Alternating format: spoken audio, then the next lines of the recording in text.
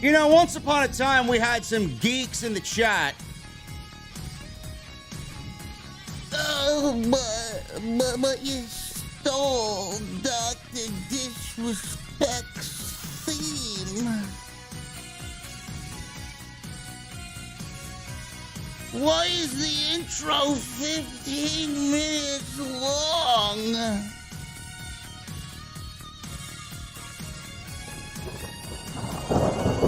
Seems like you guys enjoy the music. I'm enjoying my cold beverage. I'm enjoying you guys. We got a lot to talk about tonight, man. We got a lot to talk about before we begin a brand new week of WWE content. We got news on Sasha Banks, the $30,000 woman. We got news on Vince McMahon. Apparently, more will be breaking in the Vince McMahon story. Good. Good. WWE going back to TV 14. It means nothing. For all the people that told me this week, well, why are you mad, man? Why are you mad, bro?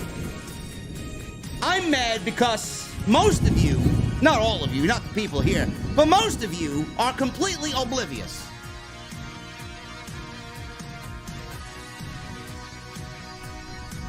And we got all your news and rumors wrapped up into one big mega show tonight. As always, live. I'm going to the venue, man. The venue's rocking and rolling. The venue is rocking and rolling, bro.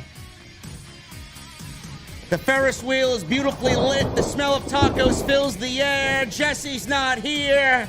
It's great. What the fuck are you guys drinking tonight? See you over there.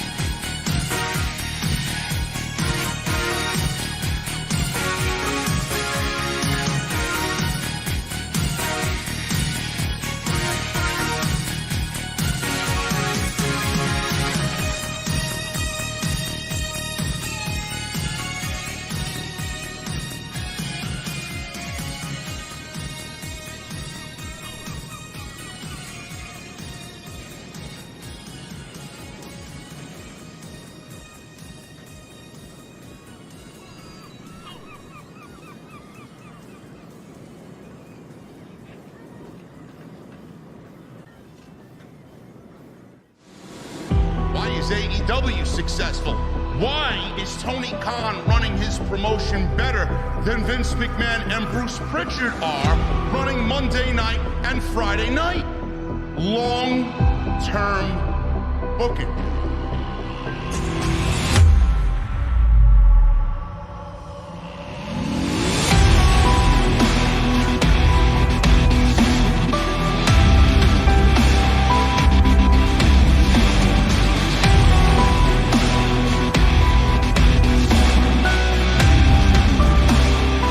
What is going on, guys? Thank you so very much for joining me right here on Off the Script. It is episode 436 for your Sunday.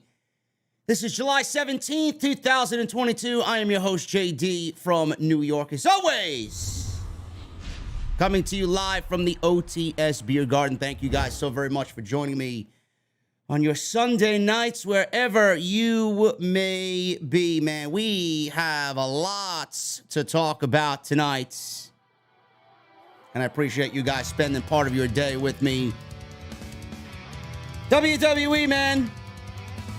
They could be looking at more dirt on top of the hopefully early grave of Vince McMahon. As more news is set to come out. That is the going speculation right now. We will talk about it, as well as Wall Street Journal writers interviewed by Busted Open Radio, man. What they think of the entire situation. The more that gets added to this Vince McMahon story, man, I'm so happy. Because we have an inkling of a chance that this man may be gone. May be finished. And WWE, believe it or not, if that is the case, may be back on the right track. Also, we got news on WWE's women's division. The women's locker room, incredibly frustrated with Vince McMahon. I wonder why. All the reasons why you should be upset are the very reasons that Sasha Banks and Naomi walked out of the fucking company, and now you want to cry. Sounds about right. We'll talk about that as well. We'll talk about Sasha. We'll talk about Naomi. We'll talk about two NXT former talents debuting with AEW, one of which, if Tony Khan wants to use right, could be a major breakout star. Well, we'll talk about that tonight. All this and your weekly wrap-up right here on OTS. Make sure you guys follow me on social media at JDfromNY206. That's Twitter and Instagram, TikTok, which is... I uploaded a TikTok video the other day on this PG-14, TV-14, PG-14 thing, whatever the fuck you want to call it. TV-14 WWE. He got nearly 11,000 hits. I got like 1,300 followers on it on TikTok. Everybody in the comment, man, why are you mad? It's like they never heard fucking the podcast before. Like, are you new? Hopefully you are. I can't believe people are this fucking stupid. TikTok, Cameo, Instagram, Twitter, you know it. You go find me. I'm all on there, man. Thank you for everybody hitting me up on Cameo. Awesome stuff over there. Still got a couple more to fulfill this weekend. You guys are awesome. Thank you so very much for all your support over there on Cameo. Hit that subscribe button down below. Turn on the bell for all notifications. Make sure you guys get those super chats in, man. We got to get those super chats in. Hang out at the end of the show. It's a great way to support. We'll have our cold beverages as always. The comment section is yours. Hit that join button as well, man. Become a channel member right here on OTS. Today, sponsored by Magic Spoon. My favorite cereal right now, man. Magic Spoon. And I'm not just saying that because they're sponsoring the show, man. It's delicious. And I got Magic Spoon cereal bars, too, which tastes just as great as the actual cereal, believe it or not. It's awesome. MagicSpoon.com. You guys are going to use that code SCRIPT and save $5. That's a lot of money nowadays, man. That's a fucking gallon of gas right there. It's a lot of money. $5 off. MagicSpoon.com, code SCRIPT. We'll talk about my great friends over at Magic Spoon a little bit later on in the show. And if you guys want to go get your merchandise, man, now still available exclusively on bonfire.com. Go get your shit over at Bonfire, and make sure you guys go check out all the other content that is right now available on the homepage. So go check that out if you missed anything about anything on the channel and what I've uploaded this week. Tons of live streams and videos for you guys, so go check all that stuff out as we are trekking towards 135,000 subscribers.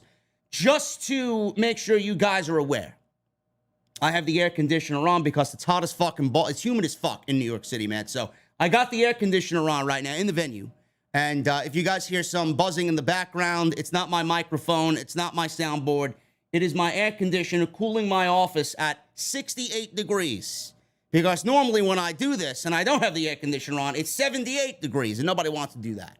So if you guys hear buzzing, that is my air conditioner. So do not be alarmed. And how can I forget, man? I need 1,000 likes minimum. The fuck is wrong with you guys, man? Only 466. We got 1,400 people in here already. I need 1,000 likes minimum on today's OTS episode 4, 36. Good, no buzzing. I like it. I like it. WWE. What I don't like. WWE, man. WrestleMania 38. Apparently, they need to tout because that's all they have, man. WrestleMania and the money it generates. WrestleMania 38 generates $206 million for the Dallas-Arlington region this April. It's a good deal. It's a good deal, man. WrestleMania 38, believe it or not, is probably the best WWE show all year. And I don't usually say that in regards to WrestleMania because WrestleMania is one of the most poorly booked shows of the entire year. They don't give a shit about booking anything right on that show. They load it up. They try to sell their 80,000 tickets. The show itself has the worst build for the pay-per-view out of any pay-per-views all year. It's the same shit. It really is the same shit every year, man. It honestly gets worse. It honestly gets worse. WWE puts no effort into building anything substantial at WrestleMania. The whole WrestleMania this year was built around Stone Cold Steve Austin and his return, and then Cody Rhodes making his WWE return to wrestle Seth Rollins, and they waited on that till the day of. Those were the two biggest things going into WrestleMania, and that was it. Lesnar Reigns was a disappointment. Bianca Belair and Becky Lynch did have a great match. Ronda Rousey and Charlotte Flair was a complete fucking flop. But it's stupendous. I'm supposed to believe it's stupendous. I guess it is stupendous if they did $206 million fucking dollars in Dallas.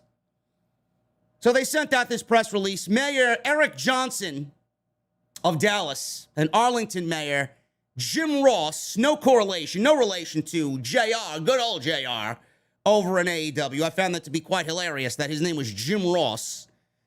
Announced this week that WrestleMania 38 generated $206.5 million in economic impact for the Dallas-Arlington region this past April, according to a study conducted by the Enigma Research Corporation. This marks a company's record, or a new company record, for the first time in history that WrestleMania has generated more than $200 million in economic impact. Somewhere Nick Khan is probably pleasuring himself quite nicely. This is exactly what he wanted and exactly why he was brought in. Over the past 12 years, WrestleMania has generated more than $1 billion in economic impact revenue for cities that have hosted the event. WrestleMania also generated approximately $24.8 million in federal, state, and local taxes. They say, and I quote, "On behalf of the Jones family and the entire Dallas Cowboys organization, we congratulate WWE on their milestone success of WrestleMania at AT&T Stadium," said Dallas Cowboys Chief Brand Officer Charlotte Jones. "We were honored to partner with WWE and their superstars to give back to the community in a multitude of ways during WrestleMania week. On behalf of the city of Arlington, we congratulate WWE and their fans for surpassing $200 million in economic impact for the first time in WrestleMania history," says good old Mayor of Arlington, Jim Ross. "We are glad to have shared the success and look forward to the opportunity for AT&T Stadium to host a future WrestleMania." So they drew 156,352 fans from all 50 states and 53 countries around the world. And the $206.5 million indirect and induced impact derived from spending by visitors to the Dallas-Arlington region for WrestleMania. 67% of the fans that attended WrestleMania were from outside Dallas, outside the Dallas-Arlington region, and stayed an average of 3.5 nights. $25.4 million was spent on hotels and accommodations within the Dallas-Arlington region. The economic impact derived from WrestleMania week was equal to the creation of 1,777 full-time jobs in the area. So that is all for you stat geeks out there, if you guys wanted a little bit more of a breakdown of why it was such a big economic impact to the Dallas-Arlington region. Good for them. Good for them. It's what they do, man. It's what they wanted WrestleMania to be all these fucking years. Big stadium show, big economic impact. I just wish the actual fucking care for the show went into the actual card and the bill that we see on weekly television. WrestleMania could have been a lot bigger if WWE actually put some fucking effort into the show. But I guess it really doesn't matter if it's doing $206.5 million fucking dollars And if it does $206.5 million, and this is the biggest that they've ever done, so, in my way, what good is it if they do anything right on television or build, great storylines and they make television interesting? They don't need to. And the more that they make this type of money, the less that they're going to do that. Because they feel now with this $206.5 million, they don't have to. So we, the fans, are shit out of luck because WWE is making their money by doing what they are doing currently. And to them, that's the right way to go about it. So good luck on getting a right and perfect and a interesting and an exciting WrestleMania season on Raw and SmackDown. With $206.5 million, you ain't getting jack shit. WWE, in fact, may just get more lazier as the years go on. Kind of a sad story, not really a WWE or AEW story, but it is in the news and people are talking about him. I was contemplating on whether or not talking about it here, but I don't have any great input to add on top of what I'm about to read to you. Michael Elgin, if you guys know or care about Michael Elgin, wrestles in Japan. Apparently, he got caught stealing protein powder in Japan. Don't know why he's stealing protein powder in Japan, where I know they don't really stand for that type of behavior. And you could really be seriously punished if you do anything out of line in the ways that he did it. Stealing doesn't really bode well for anybody over in Japan, especially if you get caught by the authorities. Michael Elgin apparently was, on Saturday, arrested, this was last weekend, for stealing protein powder, and then he was jailed. The report also noted that he could face 5 years in prison if he's convicted guilty. Japan is notoriously very strict on crime. Now, Michael Elgin took to Twitter today to say that he was not charged for stealing protein while in Japan, and he is not facing jail time. Seriously. Michael Elgin says, no, I didn't do this. I'm not charged. I didn't steal anything.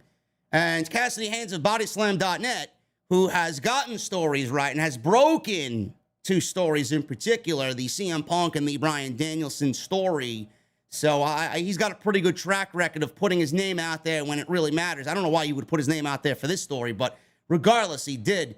I don't know why he would put that out there if he wasn't in the know on something.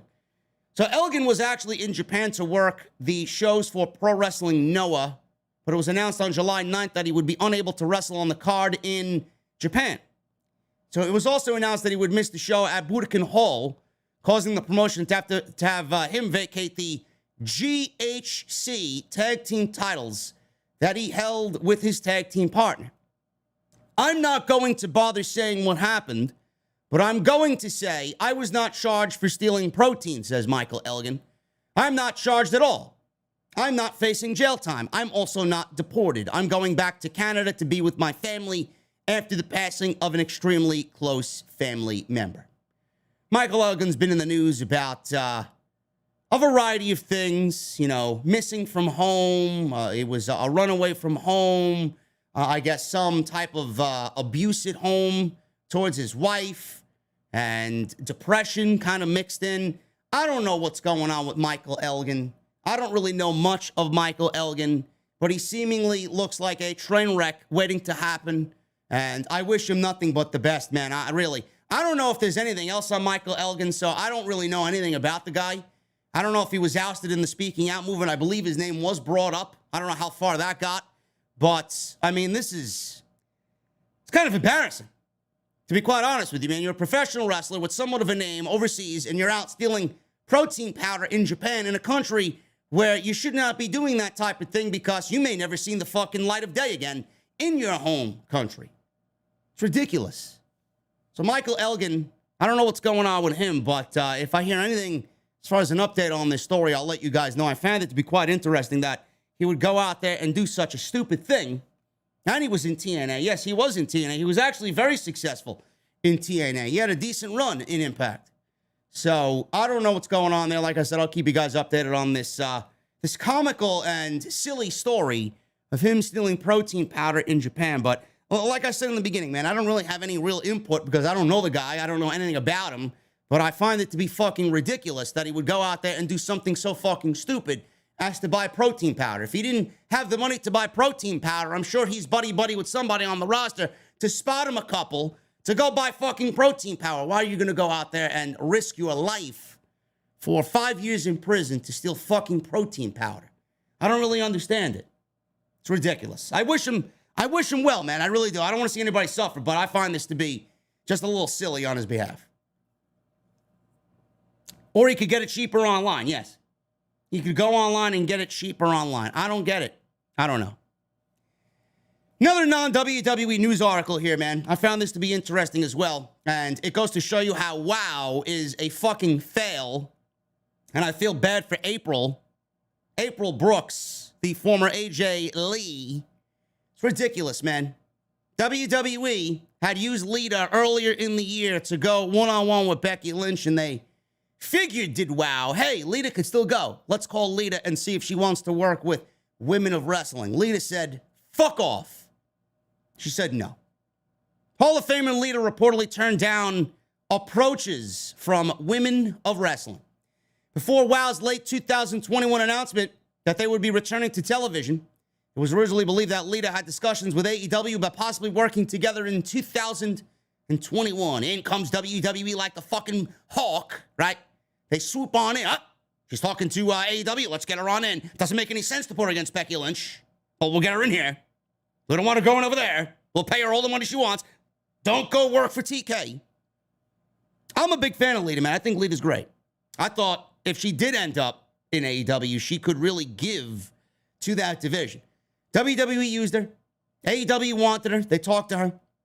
However, information obtained from Fightful Select indicates that Lita also had interest from WOW, even though Lita made it apparent that she had no interest in working with the promotion.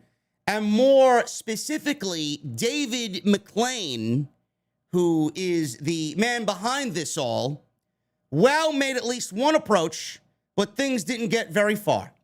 One source reported that Lita was very clear about how she felt about McLean and rejected the approach right away. Believe me, I looked and I looked and I looked and I Googled every which fucking keyword to find why Lita apparently does not like David McLean, who's, I believe, the funding or the man behind the funding for women of wrestling. I could not find anything on why she doesn't like David McLean. I don't know why. So I'm just going to leave it at that. She doesn't like the guy for whatever reason. She doesn't want to work for him. Maybe she thinks he's a scumbag. Maybe she thinks he's a slimy prick. I don't know. But she didn't want to work with David McLean of WOW. In the end, WOW's original strategy, which called for reaching out to numerous women's wrestlers with international TV exposure, was rapidly abandoned. As you guys know, Tessa Blanchard, who is a mess in herself, was then used as the foundation of the brand, only to be fired before the reboot could ever get going. In February, Lita made her most recent WWE appearance at the Elimination Chamber. Like I said, wrestled Becky Lynch in what was a halfway decent match. Lita could still go at the age of 50, which is great. And Becky Lynch was the Raw Women's Champion at the time. Her first match since October 2018 was the Women's Royal Rumble match, which she worked back in January. I don't know. She didn't want to work with WOW. Maybe she thought WOW was a sinking ship and she didn't want to be a part of that fucking failure because her name would be attached to it. So she probably had good intuition to see that, you know, I don't think this David McLean is really in it because he wants to be in it.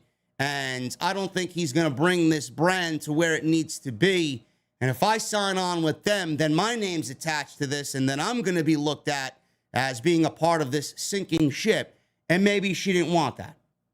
Tessa Blanchard's a whole nother fucking story, man. I don't know. I mean, who could have thought Tessa Blanchard would have been fired after about fucking 6 months being named the face of WOW, man? Wow, color me shocked. Color me shocked. That was going nowhere as soon as she got signed and announced, right? They wanted to blast her all over social media as if she never did anything bad or wrong in the past, almost pretty much omitting her from what she did in the past and things, the vile things that she said. Just want to put her on posters and put her out there as if people are going to just be ready and willing to accept her and watch her wrestle and want to see her wrestle. That was their first fucking mistake. From there, this brand was going nowhere fast. Clearly, Lita didn't want to be a part of that. Good for her. Good for her. That's all I have to say, man. Good for her for sticking to her guns. If you don't want to be a part of something, if you see that there's trouble in the water, why bother? Why even entertain the idea? Good for her. Cody Rhodes, the Roadster. Cody Rhodes has been nominated for an ESPY. Look at that, man. Leaving AEW and getting nominated for fucking ESPYs over here, man. Seriously. Only more ammunition for the AEW fucking hate parade on social media. Cody Rhodes has reacted to his WWE return, still being in the running for this year's best WWE moments for the ESPN ESPY Awards.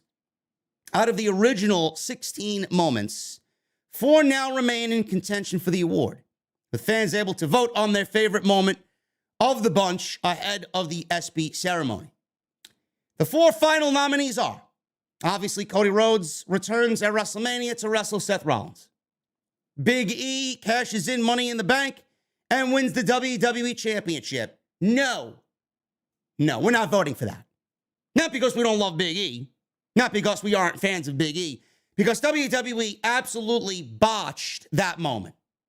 WWE could have done that moment 1,000 times better. We are not voting for Big E winning his first WWE Championship. They didn't even do anything with Big E as the WWE Champion. He was the weakest WWE Champion of the modern era. And it's not his fault. It's the simple fact of the matter that WWE can't book baby faces, and they fucked it up from day one, so it was going nowhere fast.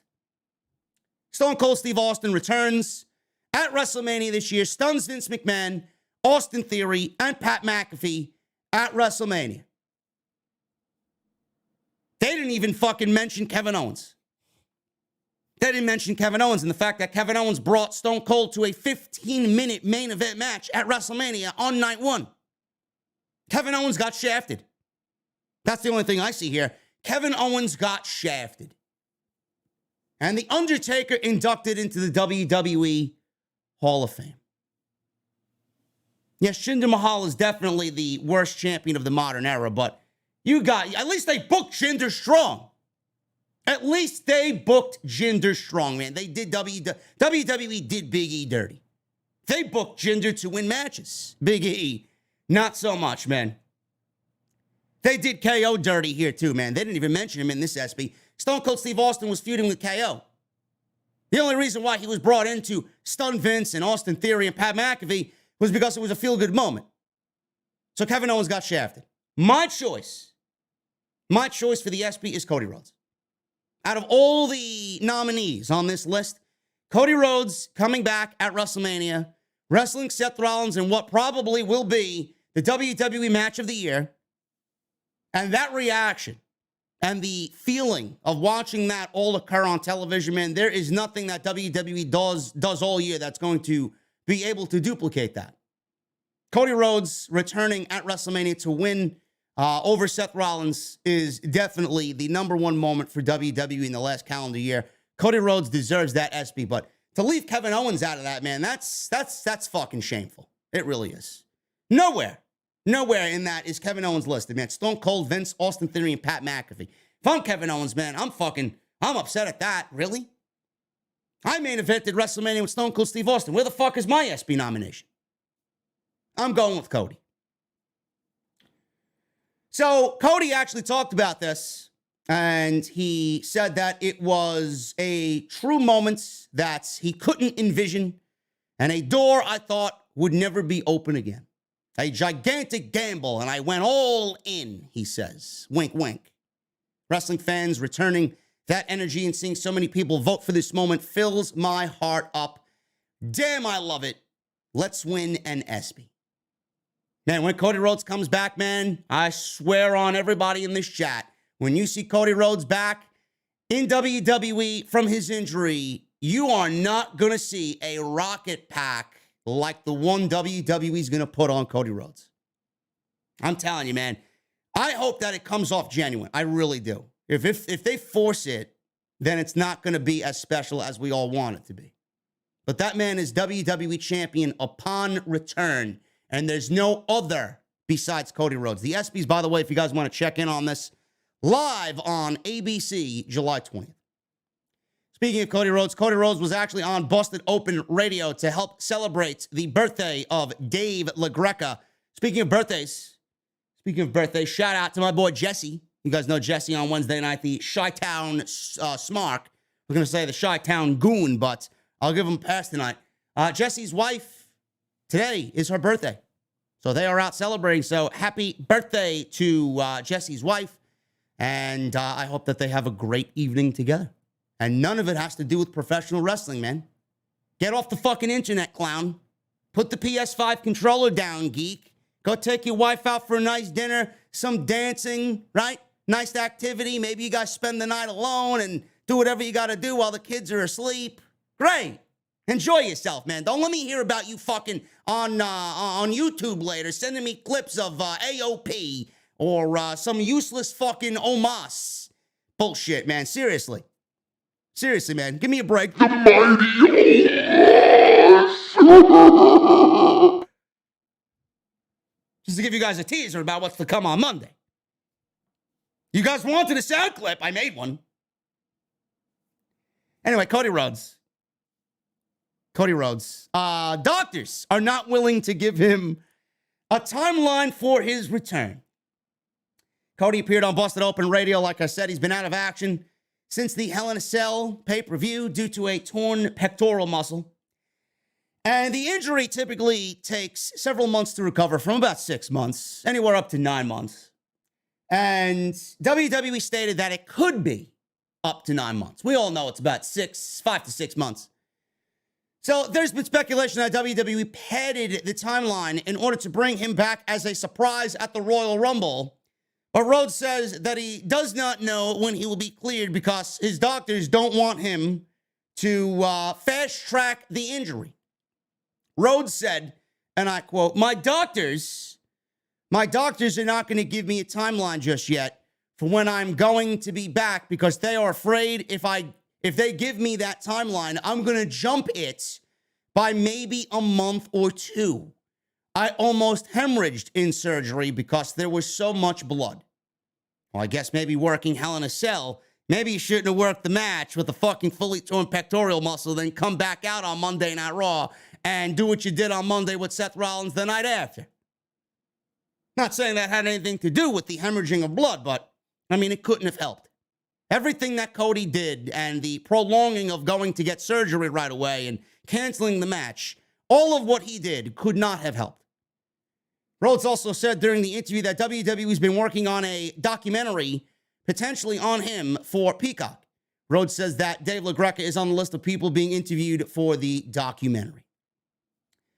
If you guys read between the lines in the Cody Rhodes quote that he gave to Dave LaGreca and Busted Open Radio, doctors are not going to give me a timeline yet because they are afraid that I may jump it by a month or two. This is Cody Rhodes pretty much telling you that he is going to be okay and more than likely ready to go a month or two before WWE's original 9-month time frame. So when did he get hurt? What was it, June? May? May was Hell in a Cell, right? May, June, July, August, September, October, November. That would leave December and all of January. Royal Rumble's at the end of January. WWE wants Cody Rhodes to be back by the Royal Rumble, so that would fit right in line with what Cody Rhodes says. He will be ready to go a month or two before they want to bring him back for the Royal Rumble. You got to dissect Cody Rhodes, man. It's like fucking the Riddler. It's like the Riddler. This man speaks in riddles, man. He's dropping hints of truth everywhere. Just got to pinpoint where it is. I can't wait for him to get back, man. Monday Night Raw is in shambles. They were in shambles before Cody Rhodes. Now you see how bad the show is without Cody Rhodes. And Cody Rhodes was only a segment of the show. Speaking of Raw, TV 14, man. Backstage news on the decision to make Raw a TV 14 program. The decision to switch WWE Raw from PG to TV 14 has obviously come with some hesitation. WWE considered this a few years ago when they decided to experiment with a more adult-friendly third hour. But that experiment quickly fizzled out, and they never fully committed to doing the adult direction in the third hour. They've been doing some more risque stuff on NXT this year, which, I mean, really isn't risque. I mean, if you call Mandy Rose coming out in short shorts every week and Nikita Lyons shaking her ass every week and the word bitch and shit getting thrown around on TV as risque, you don't really know what risque is, and you clearly missed the Attitude Era. They've been doing some more risque stuff, supposedly, on NXT, a clear sign that Vince McMahon still believes that pushing raunchier storylines is the way to go. But on NXT, they haven't done anything close to what they did during the Attitude Era. Of course not. Of course not. Nobody's watching, so why would they even bother? Andrew Zarian, he was the first one to break this news report this week, and he reported that there is some hesitation about the decision to make Raw a TV-14 show. He did tweet that they were going back to TV-14 on July 18th, tomorrow. That was not the case. He backtracked the story because apparently somebody caught wind of what was being reported, and then he had to put out a follow-up. If Zarian's putting out something, there more than likely is truth to that. He's not going to put his name out there and put his reputation on the line if he isn't sure. He's not that type of fucking geek in the community that, you know, wants to get you by putting out fake stories and then he himself makes him look stupid. Look stupid. No. He's not that type of guy. So he put out something. There is truth to that. There is smoke to that fire. No question. So he retweeted. And he put out the original story. And then he put out another tweet saying, there's a lot more to this story. There's some hesitation regarding this if this move is right. We will have a deeper update either later tonight or in the morning. So Dave Meltzer started talking about this. And he picked up on the story from Andrew Zarian. And he kind of went along with what Zarian was reporting. Meltzer reported that a source in WWE said that this looks to be a USA decision and not a WWE decision. It was pointed out that the news of the change coming from a USA Network internal memo would also indicate that. Now, what I get from that is if it's a USA decision, then I like that better than anything because it's going to force WWE's hand to possibly make the appropriate changes.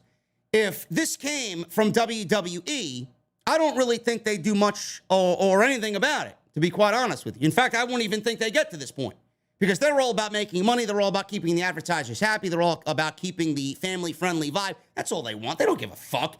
WWE doesn't give a fuck about what the quality of their television show is. They don't. So if it came from WWE, it would go nowhere. And I would be shocked if anything got changed. They're all about the family friendly. They're all about the fucking, the current product that you see on television, the same old, rinse and repeat. They don't give a shit. They're making their money. You're going to go out and watch and bitch and moan and complain like we all do anyway, and that's all they care about. They don't give a shit. USA Network, if USA Network wants a change, then that's the main thing I want you guys to focus on, because if USA Network is instituting a possible change, then they realize that there is something wrong with the show, that they realize that Monday Night Raw is not performing the way that we expect Monday Night Raw to perform, and that the show is not where it needs to be, and changes need to be made. What if we go back to TV-14 and we start pushing more of an adult product? So the fact that it may be, according to Meltzer, coming from USA Network, that is bigger than if it came from WWE, because USA Network, now sees that the show isn't performing the way that it should, and WWE is now currently, and has been for a long time, dropping the ball on Monday night.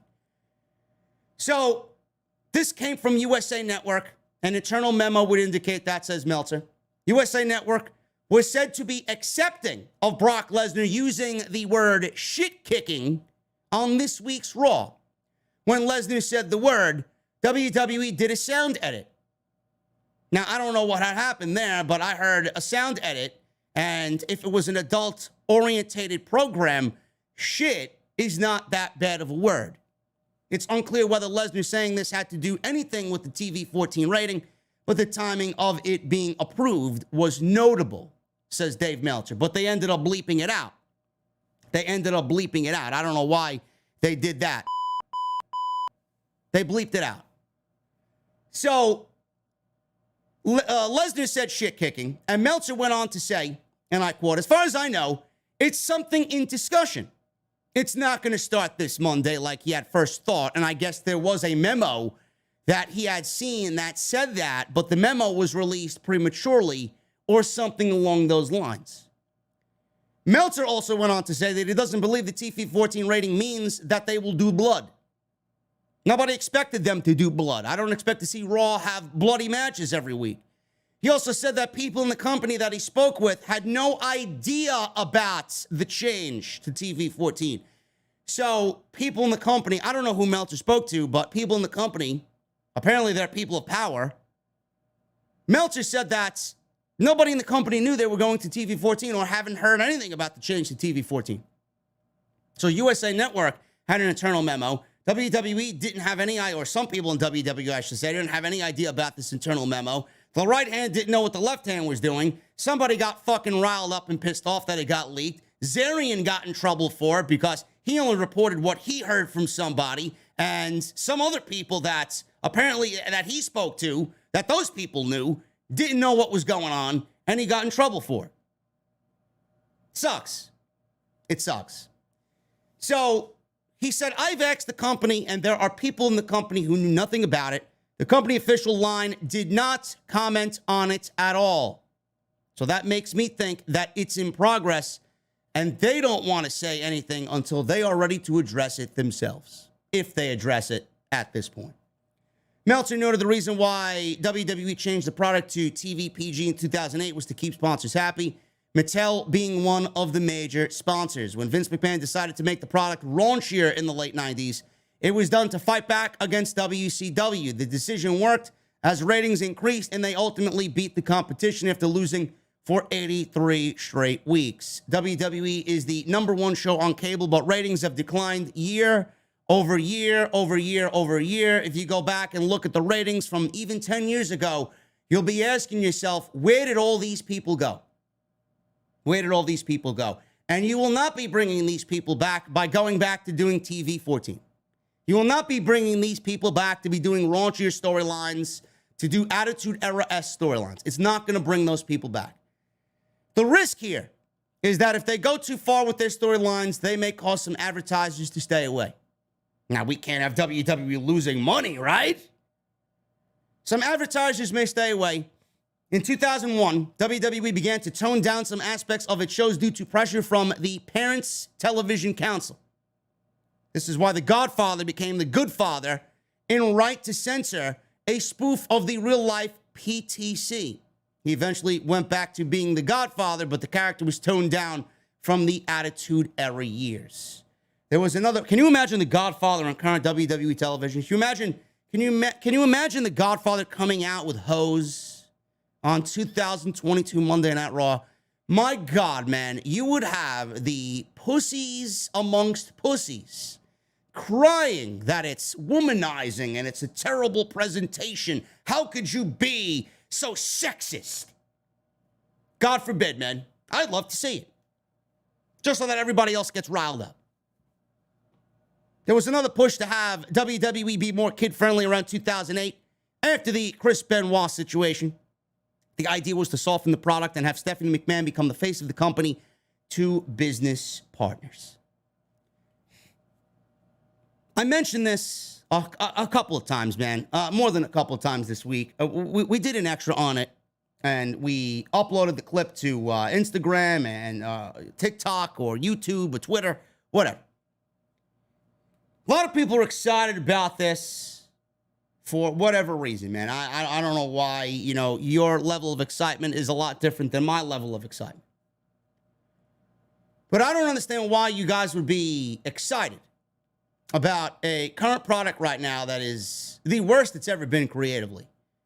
Trying to go back to TV-14 to try and save themselves from the terrible backlash that they get every fucking week about the show just being complete garbage. Why are you excited about a show being written by Vince McMahon and Bruce Prichard? TV-14 does not matter in the overall quality of the product. It never mattered. It was the talent. It was the way you booked talent. It was the way you produced and wrote the show. It was who on that roster you presented in meaningful ways. Stories developing week over week over week, leaving you wanting more, leaving you at the end of a show saying, I can't wait to watch Monday Night Raw next week to see what unfolds. Great wrestling matches. Look at what we get on Monday night. We get R-Truth coming out, chasing Akira Tozawa, chasing Tamina, chasing Dana Brooke for the 24/7 title. We get 2 to 3 minute matches, barely. We get the same fucking circus of talent every fucking week. Nothing changes. WWE pulls people from NXT and lets them die on the main roster 1,000 deaths before even thinking about using them. There's nothing of substance on Monday or Friday night. There's thievery storylines every week. One week, Nakamura's crown gets stolen, or Baron Corbin's crown gets stolen. One week, Jinder Mahal's motorcycle gets stolen. The other fucking week, Drew McIntyre's sword gets stolen. I wish Bruce's pen would get stolen. Holy shit. Miz doing the same shit every Miz getting eaten by zombies. Lack of attention. Lack of pushing new talent. More of a stance on pushing D-list celebrities and YouTube stars. No, but Monday Night Raw's in a good place right now, right? WWE's fault. All of it. This is nobody but Bruce and Vince's fault. The deterioration of the product is all they're doing. Now you want to lean on the excuse of TV-14 to try and remedy your own fucking mishaps, your own failures? I don't see that as a good thing. In fact, I see it quite the other way, opposite way. I don't see excitement. I see desperation, to be quite honest with you. Oh, yeah, we'll go TV-14. That'll loosen everything up. Bad writing is bad writing, no matter if it's TV-7, TV-14, PG, fucking rated R. It doesn't matter. It doesn't matter. Give me a break. I don't understand people's fucking excitement to this. Bad writing is bad writing. The show is being written by Bruce and Vince McMahon.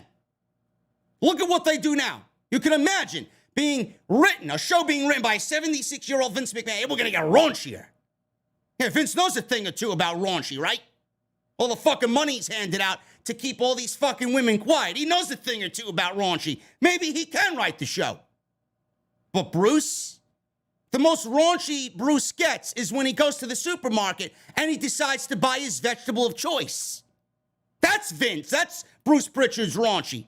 Oh, do I have asparagus or do I have broccoli tonight? Oh my God, man. I'm getting excited, man. Give me a break.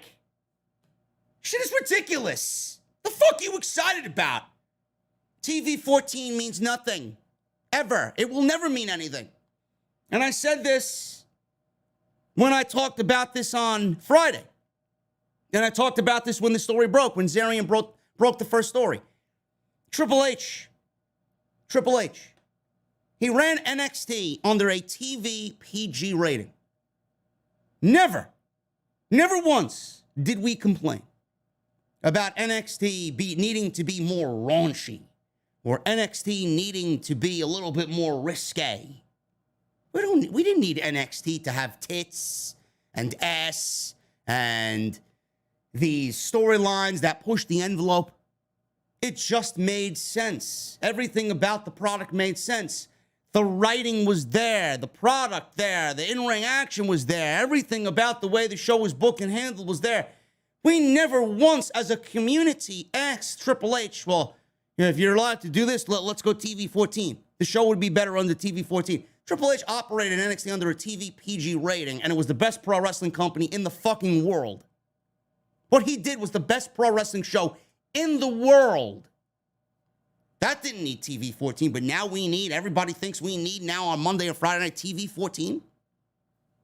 Come on, man. A little logic, a little thinking will go a long way. We didn't need it then, we didn't need it now. It's all in the writing. It's all in the writing. SummerSlam. Summer Scam. You guys excited about Summer Scam? I know I'm not. Big name. potentially returning SummerSlam weekend. PW Insiders reporting that Bayley is scheduled to be in Nashville, Tennessee at SummerSlam for SummerSlam weekend. She's been out since last July after tearing her ACL.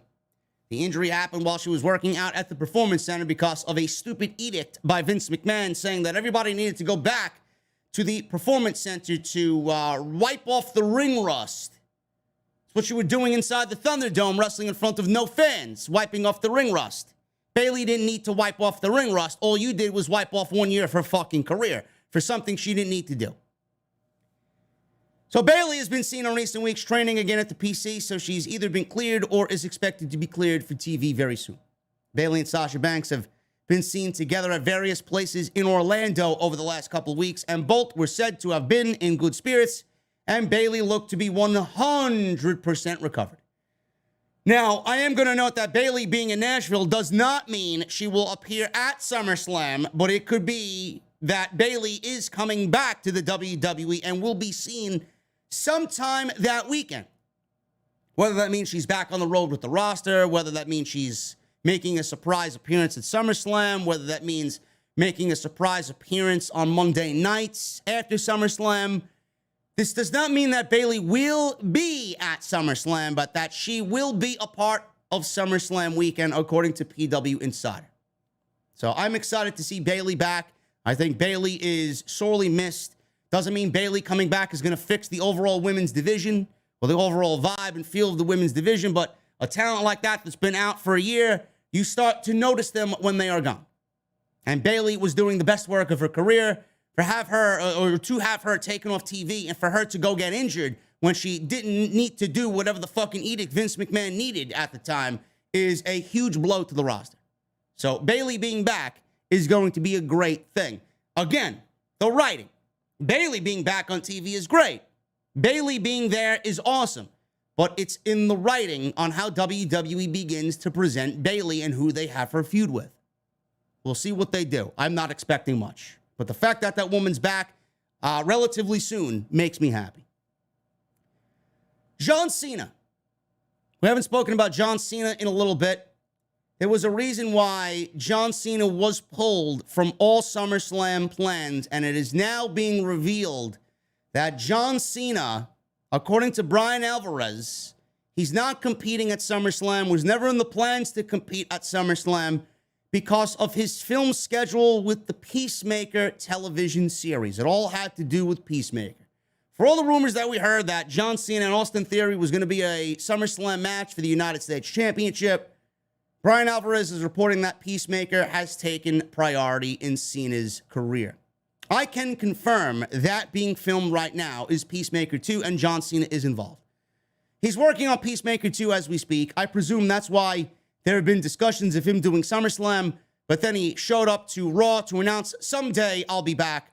I don't know when, don't know where, but I'll be back someday. Apparently, he's filming Peacemaker, and that's why he can't do SummerSlam. You know, I haven't watched Peacemaker yet. I've heard so many good things about Peacemaker. Maybe I should dedicate some time to checking out Peacemaker. Is it worth it for me? You guys in the chat right now, is it worth it for me to check out Peacemaker? Am I going to enjoy John Cena in Peacemaker? Let me know. Let me know. So, Peacemaker is filmed in Vancouver, British Columbia, Canada. WWE Chairman Vince McMahon reportedly was flying out this week to visit Cena in Vancouver. It was previously reported that WWE was planning a Cena vs. Theory trade for SummerSlam. This was apparently going to be traded for WrestleMania. So this is what they were planning on doing. Cena not doing SummerSlam, Cena coming back and doing WrestleMania, and Cena doing WrestleMania with Austin Theory. I could see that happening. I think that would be pretty decent for Austin Theory. United States title won't be on the line. Maybe everybody's saying potentially that Austin Theory could be the world champion, and this could be John Cena taking the title and winning number 17 against Austin Theory. I don't know how likely that is. I don't think that's really something I want to see. I think Austin Theory going into this hot is something I'd like to see, and him winning over John Cena is something I'd like to see. That's why you bring somebody like John Cena back. I'm not on board with this Austin Theory winning the world championship discussion. I'm not. Never was. Not yet, anyway. Not saying that he should never win a world championship, but I don't think he's ready for the world championship right now. WWE fast-tracking him so fast is premature. But that's what they do when they're in desperate need for superstars. They want you so badly to say, hey, look at this guy. Yes, we know the potential of Austin Theory. That doesn't mean make him the world champion amongst a roster of people who I can name 3 or 4 different fucking guys on that roster that should be world champion before Austin Theory. Give me a break. The only world champion that you should have in mind right now is somebody that's not even there, and that's Cody Rhodes. That's what you should be building towards. And the world title right now is on Roman Reigns. I don't see Austin Theory cashing in on Roman Reigns at SummerSlam. He's not cashing in at SummerSlam. No matter if it's Lesnar or Reigns. I don't see Reigns losing that title to Brock Lesnar. Everybody seems to forget that we got a UK show coming up on September 3rd. It's going to be Reigns and McIntyre. I'm assuming that Sheamus and McIntyre are going to be booked for SummerSlam in a number 1 contender match. McIntyre is going to be wrestling Reigns at this show. McIntyre, more than likely, this is as close to a loss that Roman Reigns is going to get all year. They may pull the trigger on Drew McIntyre and have him win the world title. Then I could potentially see Austin Theory winning the world championship and cashing in on Drew, taking that moment away from him and having him feud with Drew McIntyre. That's my prediction. But I don't see him cashing in at SummerSlam at all. So we got John Cena and Austin Theory, instead of SummerSlam, being WrestleMania worthy next year in Los Angeles. So that is the rumor right now for SummerSlam. He's apparently filming Peacemaker, and that's why he was not booked for a potential match, and a match that made sense, because they've both been calling themselves out on social media why it's not happening at SummerSlam and why it more than likely will happen at WrestleMania. Speaking of SummerSlam, might be a little bit of a spoiler. If Reigns and Lesnar at SummerSlam is the very last time for both men. So WWE is building up this final after the last final that we got between Reigns and Lesnar, because this is now a last man standing match, because the 9 matches that we've seen previously and the build that we saw previously culminate at WrestleMania that started at SummerSlam last year wasn't enough. WWE figured they have to do it again. They're building up this final match, quote unquote, until the next time. Last man standing. It's tough to envision WWE staying invested on, this being it. Because when somebody else goes down with injury, they're going to call Lesnar again, and this match will be happening for an 11th time. It's tough finding WWE staying committed to anything or sticking to their guns on a stipulation. But their reliance on stars, because they don't build anybody up, is quite laughable. This, reportedly, according to sources, is the final Reigns-Lesnar match for the foreseeable future. Yeah, sure. I'm going to believe that when I see it. Speaking on The Observer, Meltzer reported that this is, at the time, the last match. There aren't any more plans for any other match between both of them right now past SummerSlam. Meltzer added, however, that things can always change and lead to a potential rematch down the road. Now, this is it. This is it. I don't think anybody really is interested in Lesnar versus Reigns at all. Why would you be? I mean, if you are somebody that just loves to dwell in mediocrity, man. You're really pushing that E for life, That whole stand up for WWE thing, man. That's a little pathetic. A little pathetic. This shouldn't even be the match, to be quite honest with you. I don't know why they're doing Reigns and Lesnar again. I don't get it. WWE could have done a variety of different things for SummerSlam, and they did nothing. They did nothing. One of the things that I talked about, I'm not sure if you guys, this was a while back. One of the things I talked about was, why don't we do Lesnar, Reigns, McIntyre, maybe get Lashley involved, right? Have a big fatal 4-way match for the WWE Undisputed Universal Championship. Bobby Lashley wants to get Lesnar back in the ring. Drew McIntyre would love to get his hands on Lesnar in a major stadium, being that got taken away from him. Reigns and McIntyre have something brewing right there. Reigns and Lashley could have developed something. They could have did Bobby Lashley versus Roman Reigns. They could have did that aforementioned fatal four-way that I just talked about. WWE could have did a couple of things. No, but they want to go Lesnar Reigns. They want to go Lesnar Reigns. Bobby Lashley and Roman Reigns would have been a solid main event for SummerSlam. But they didn't want to go that route. Instead of calling Lesnar back and throwing up the Lesnar bat signal, they could have did Bobby Lashley and Roman Reigns at SummerSlam, and all would have been okay. I think Bobby Lashley and Roman Reigns would have had a great match if you gave them the opportunity to do so. But the Fatal 4-Way, man, why don't you just throw everybody in there?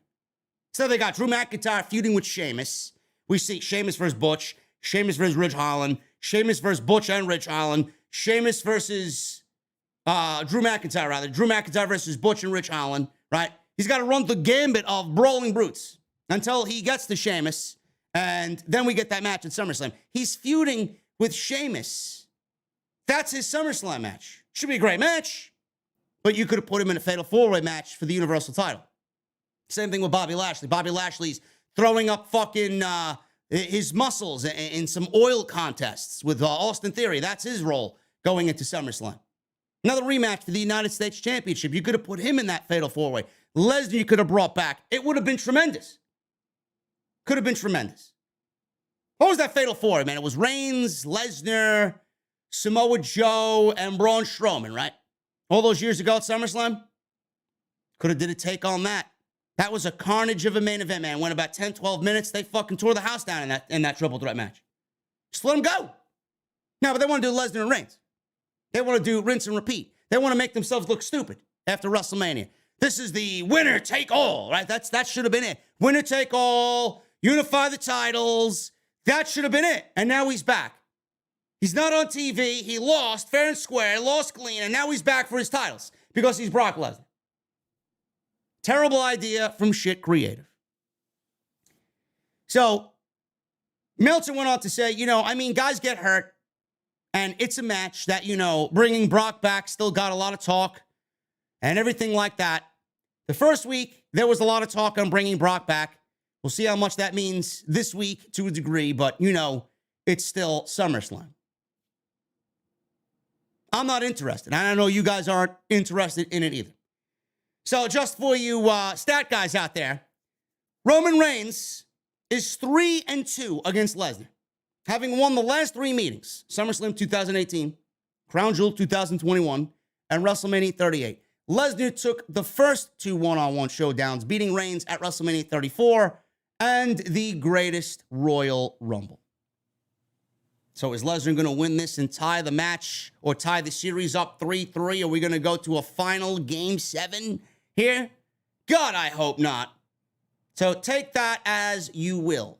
Roman Reigns is up 3-2 in this series with Brock Lesnar. I do not, again, see Roman Reigns losing that championship at SummerSlam. Major update on Sasha Banks, her WWE future in doubt, her non-WWE bookings, and her first appearance since leaving WWE, man. We're going to go over that in just a little bit, but I want to thank you guys for all of your support, man. We got 2,100 in the venue tonight. Checking in on you guys, man. We're nearing 1,000 likes. I see 850 likes right there, man. Hit that thumbs up. I need 1,000 minimum on tonight's OTS 436, sponsored by Magic Spoon. I love me some Magic Spoon, man. It is awesome.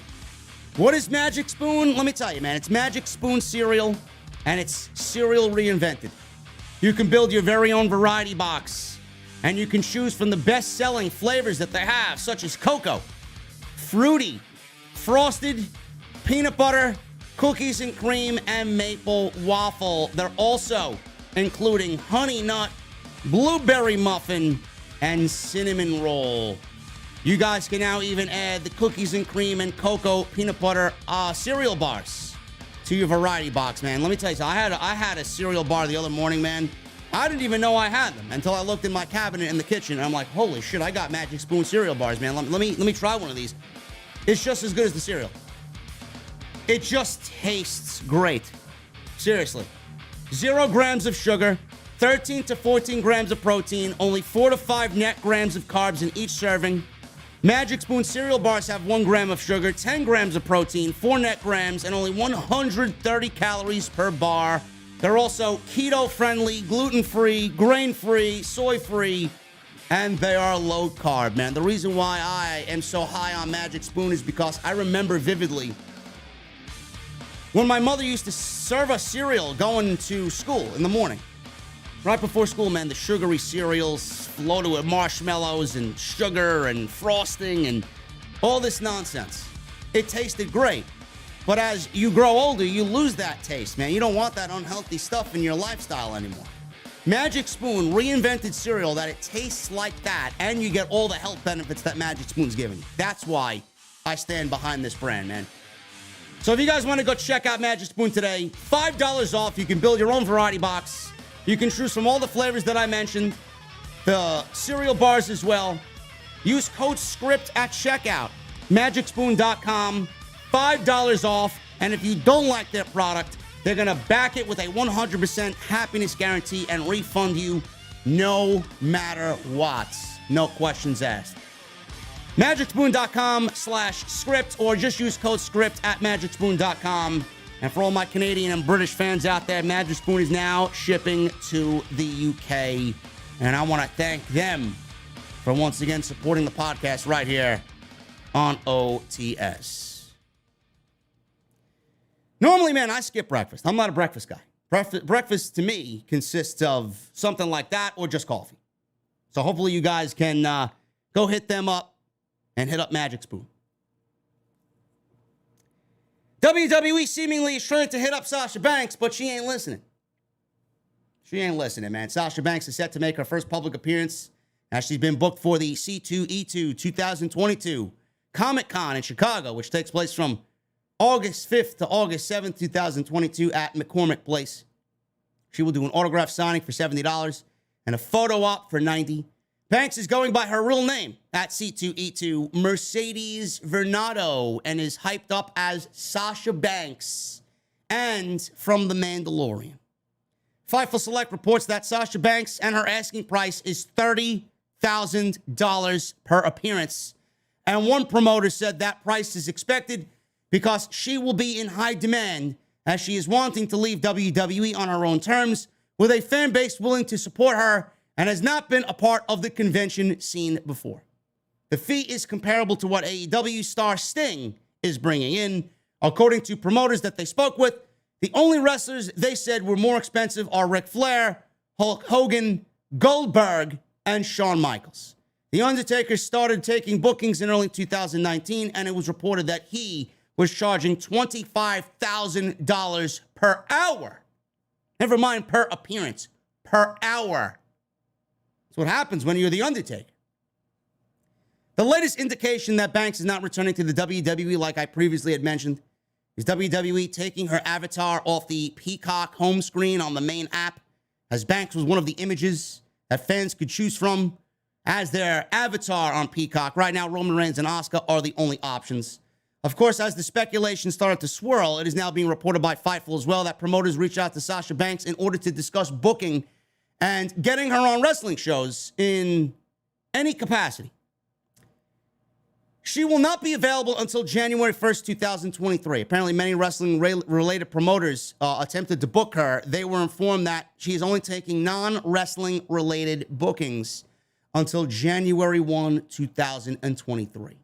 Fightful was not able to confirm whether or not the rationale behind delaying wrestling-related bookings was due to Sasha Banks' preference or whether it was related to contractual obligations, but noted they exhausted their sources trying to find out.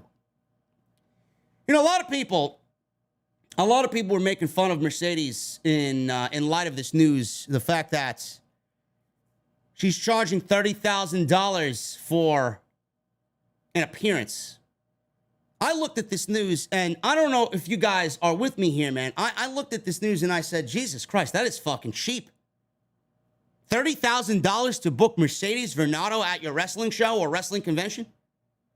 That's cheap. Whoever books Mercedes at $30,000 is making that back tenfold. That is a great deal. I'm surprised that she's not charging more. She is the absolute most influential figure in all of women's wrestling right now. She's one of the most influential figures in all pro wrestling, period. She's the best and the top of the line when it comes to female performers. This is the type of money that should be asked if you're somebody like Mercedes Varnado. Now, the contract thing, I don't know. I'm about to hit up House of Glory and tell them, Sasha's only $30,000. Let's get her. I don't know anything about the contract situation. I don't know if this is Mercedes doing this on her own. We don't know if she's released. Everything that you read, apparently she's still a part of the WWE active roster. Internally, she's still listed on the memos to be on the SmackDown roster with Naomi. Internally, they're listed on the roster sheets. WWE sent out a questionnaire asking what they thought of the roster lately. I don't know if you guys read about this too this week. WWE sent out a questionnaire to fans, a survey to fans, asking them to rate the roster. Sasha and Naomi were also a part of that as well. So I don't know if she's still contracted to WWE. I don't know if her lawyers got her out of the contract or if she is still under contract with a 90-day. And the lawyers got her out of the regular contract, but the 90-day, WWE wouldn't budge on that. The 90-day would take her up until about September, October or so. But still, I don't know anything about why she doesn't want to do wrestling-related bookings, get in the ring and wrestle until January 1, 2023. I don't know. I don't have a proper answer for you guys. Unless she's still contracted to WWE and the contract was set to run out sometime later this year. Maybe she's sitting out the contract. Maybe she told him she's not coming back to work. I'm not coming back to work, no matter what. So my lawyers are going to handle this. I'm sitting out the rest of my fucking deal, and that's it. She'll get paid her downside guarantee and whatever the case may be. And WWE's pulled her from all advertisements. WWE's pulled her from all the intros. WWE's pulled her from Peacock. WWE pulled her from Shop, right? In an effort to just get rid of her. Get the ball rolling on getting rid of her. But I don't know why, other than that reason. Maybe she's still under contract and she's just sitting out her contract until January 1. We don't know when her contract ends. It could be anywhere. August, September, October. And maybe she just wants to sit out. I don't know. I wish I had the answer for you, but the $30,000 is cheap. And people making fun of her, blah, blah, blah. I know she's going to get hate on it. I know she's going to get bullshitted on for it from all the fucking irrelevant geeks on social media. $30,000, when I first read that, is fucking cheap for Sasha Banks. She should easily be charging $50 or more. So we'll see what happens with that, but nothing new as far as breaking ground on what's happening with Mercedes or where she's going yet. And obviously, I will keep you guys updated on when there is some movement on what she is doing. But if you guys want to go see her at the Chicago Comic-Con, that is August 5th through August 7th, if I was in town, I'd probably go and check it out myself. Everybody's talking about Sasha, man, but what about Naomi? What about Naomi? Naomi's getting a little bit more comfortable on social media following a possible WWE departure for herself as well. Naomi is once again taken to social media to tease her WWE departure. Right now, uncertain as well with Naomi. Nobody knows anything about her status.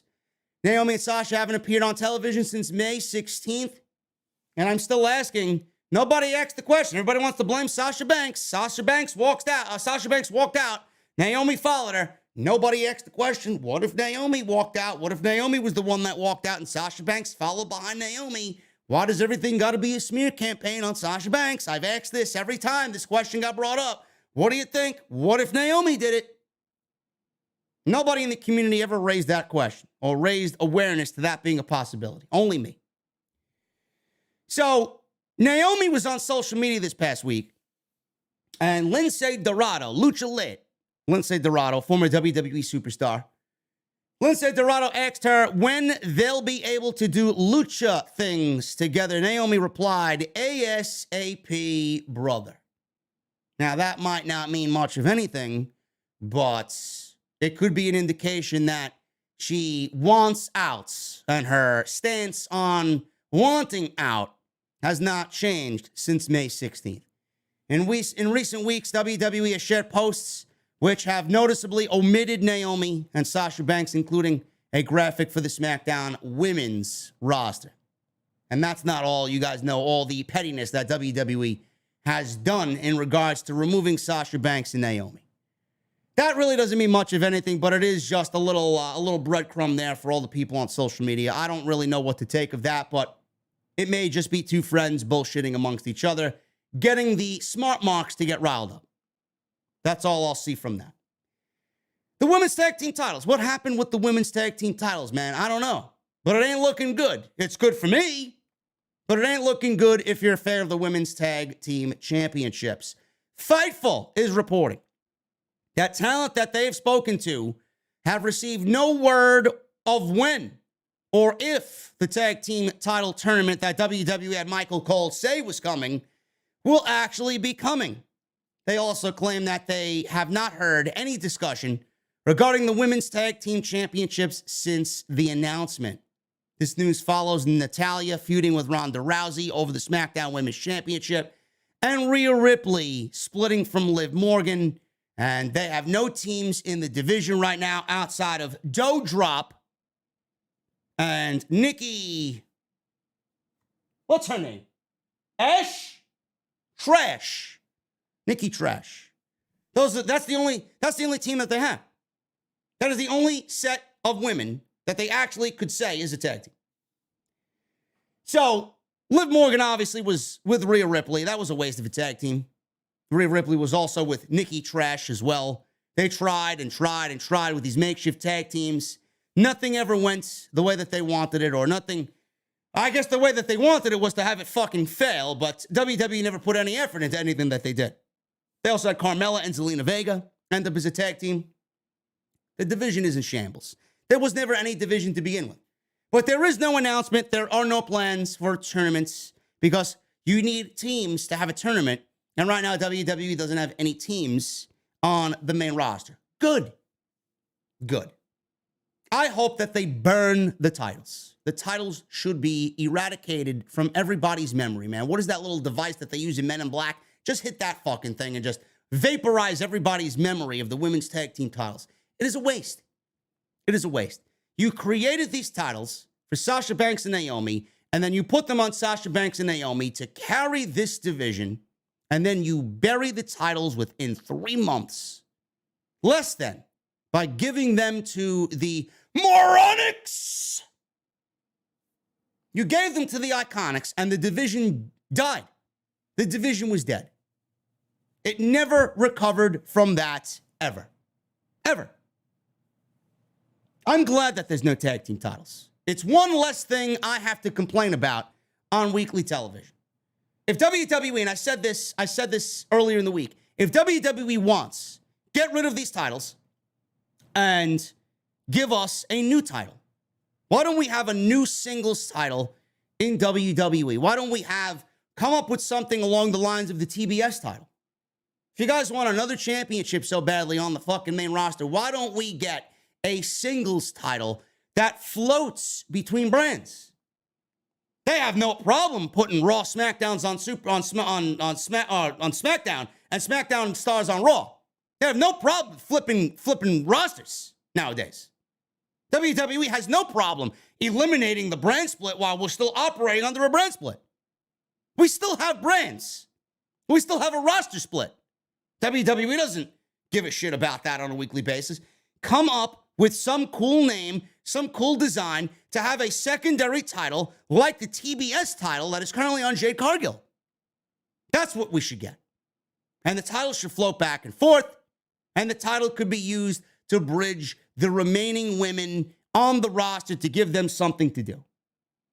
Like a TV title or an intercontinental title. It could be their version of the intercontinental title or the North American title. I don't know why this is so difficult. Clearly, you don't like tag team wrestling, so why would you even bring back the tag team titles? There are no teams. Why would you bring back tag team titles? Same thing in NXT. They didn't need them in NXT, but they created them. Why? Because people ask for them, and the people that WWE listens to are a bunch of blithering fucking idiots. They don't know any better. They weren't needed for NXT, and they weren't needed for the main roster. Never were, never will be. One set of titles is all you need. They made two. And even then, at one set, it was still a failure. They didn't even follow the rules for the women's tag team titles the right way. Ever. Titles were supposed to be held by somebody on Raw or SmackDown, floating between the shows. They could have brought them down to NXT and bridged the Tuesday night show together, using those tag teams to get some exposure on the main roster. Nobody gives a fuck. Nobody cares. So if you want another title so badly in the women's division, come up with something that has the original rule of the tag team titles from the get-go and make it a singles title. There is no use for tag team wrestling in WWE, ever. They can't even get their men's tag team division right. You want these people to go out there and book women's tag team titles. They died as soon as Sasha Banks and Bayley won them. Speaking of the female locker room, several in the women's locker room in WWE are reportedly frustrated with Vince McMahon's booking of female talent. You don't say! Wow! Color me shocked! I'd love to find out who these fucking people were backstage that got on Sasha Banks and Naomi's case for saying the same exact thing. Now you're seeing it firsthand, right? It's great. It's great. Sasha Banks and Naomi now justified as I know and knew they will be and would be. There was said to be some frustration among some of the women on the roster with how they've been booked and it had been building for a while. I wonder why Sasha Banks and Naomi walked out. Really? Fightful Select reported today that frustration amongst the women had been building for months, and this includes people on the bottom, people at the top of the card. Several of the women were waiting to see where the chips would fall after WrestleMania. Oh, man. Having high hopes and that glimmer of hope in anything WWE management is going to do, man. That's your first mistake. That's your first mistake. They're waiting to see the chips fall after WrestleMania. Where are they going to fall after WrestleMania? Don't hold your breath, honey. Don't hold your breath. Your fucking show's being written by Bruce Pritchard, who actively hates women's wrestling. Those ships included Asuka, Lacey Evans, who are being featured on regular TV. Another ship is Charlotte Flair, who's taking time off. Sasha Banks and Naomi's departure opened up a couple of slots for other women as well. Another ship is Ronda Rousey, who returned a few months ago, and she is said to be more willing to work with a wider variety of women on the roster. WWE has been fitting more female talent on SmackDown in recent weeks, something that the women have been pushing for, but Fightful adds that this has happened with varying degrees of satisfaction. I mean, who do you see on the roster that's new? What have we gotten on SmackDown in the last couple weeks that has been new? Shotzi being added to Money in the Bank? Is that new? We haven't seen Shotzi on television since Money in the Bank. So please, what does this mean, varying degrees of satisfaction? Who's satisfied? Where is this satisfaction coming from? That's what I want to know. Is Aaliyah satisfied? Is Aaliyah satisfied by trotting her out 2 weeks in a row while Lacey Evans bores us with more garbage via her character and promo work? Only for Aaliyah to stand out there, standing out there looking all pretty, wondering if she's going to get to wrestle. And if she does, how long is it going to be? It may not last more than 90 seconds. What about Xia Li? Where is Xia Li? Does she end up satisfied that you used her in a Money in the Bank qualifying match against Lacey Evans and she lost in 90 seconds?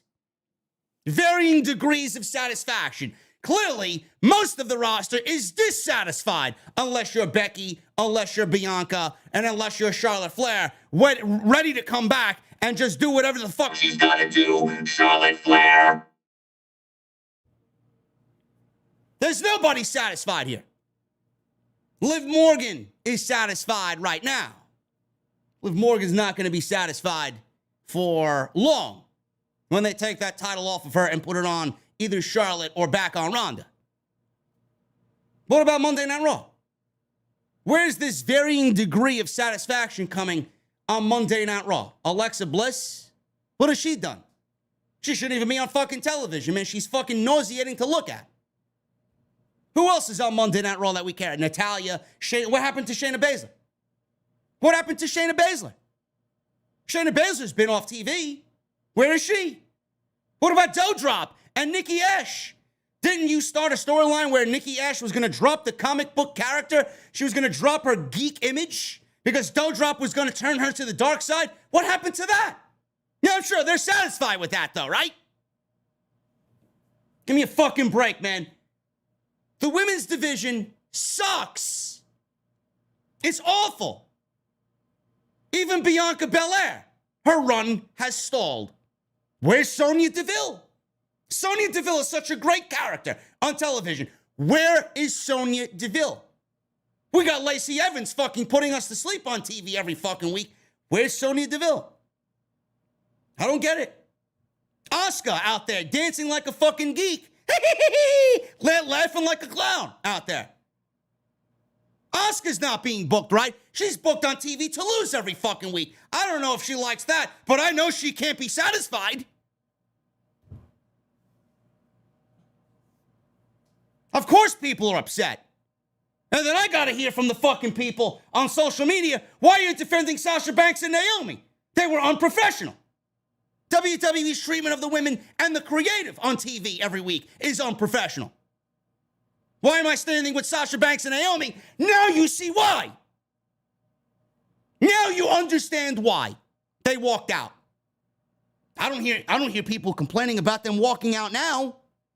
Everybody's wondering, Alexa Bliss, she should be better off on television. This one should be better off. This one should be better off. Bianca Belair, she's having a very, very mid-title reign. But you want to criticize Sasha Banks and Naomi for walking out? They walked out because they want to see things done better. They want to see things done right. They want to see the creative actually have some fucking effort put into it. That's why they walked out. People are upset with Vince McMahon now? But you shit all over Sasha Banks and Naomi for walking out, though, right? You fucking break. Shit sucks. Shit sucks. Ronda Rousey was one of the worst champions of the modern era. This run. Boring. She had one of the worst feuds with Charlotte. Charlotte had one of the worst feuds of all time with Rhea Ripley. Bianca Belair was given a SmackDown title run, and it ended in 26 seconds. That's WWE's level of effort. What are they going to do when Charlotte comes back? What are they going to do when Bayley comes back? Everybody that you want to see on television, all the effort into building new women up on the roster, it is going to be erased because WWE's getting their fucking horsewomen back. You're going to have Becky and Bayley and Charlotte back on television all at the same time. That's all WWE cares about. They don't give a fuck about a Shotzi or a Doudrop or a Nikki Ash or a Shayna Baszler or a Natalya. They don't give a fuck about the Aaliyah, Xia Li. They don't give a fuck about these women. I don't even know why they're even there. All they give a fuck about is if you are a major name.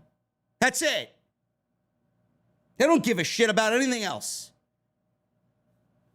So that's when Toxic Attraction gets brought up to the main roster, then you're going to see maybe them get pushed at a high level. Because Mandy Rose, I don't know how anybody in that company on the management team looks at Mandy Rose and doesn't want to push her just based off the way she looks. That's all they're about on the main roster, image. Then you got Gigi Dolan, half of her ass is hanging out every week, and JC Jane. They're all going to be pushed on television at a high level. They're going to be given a high priority. And then things may change. But that doesn't mean Toxic Attraction is getting brought up to the main roster. Things are going to be better. WWE's only pushing them because Mandy Rose is blonde and she's a knockout 10 out of 10. That's all they give a fuck about. Everybody else that you want to see professionally wrestle and new characters being brought up, Dakota Kai and all these other fucking women that got fired, right? That should have been on the main roster. How can't you build a women's division around Dakota Kai and a Candice LeRae and an Ember Moon?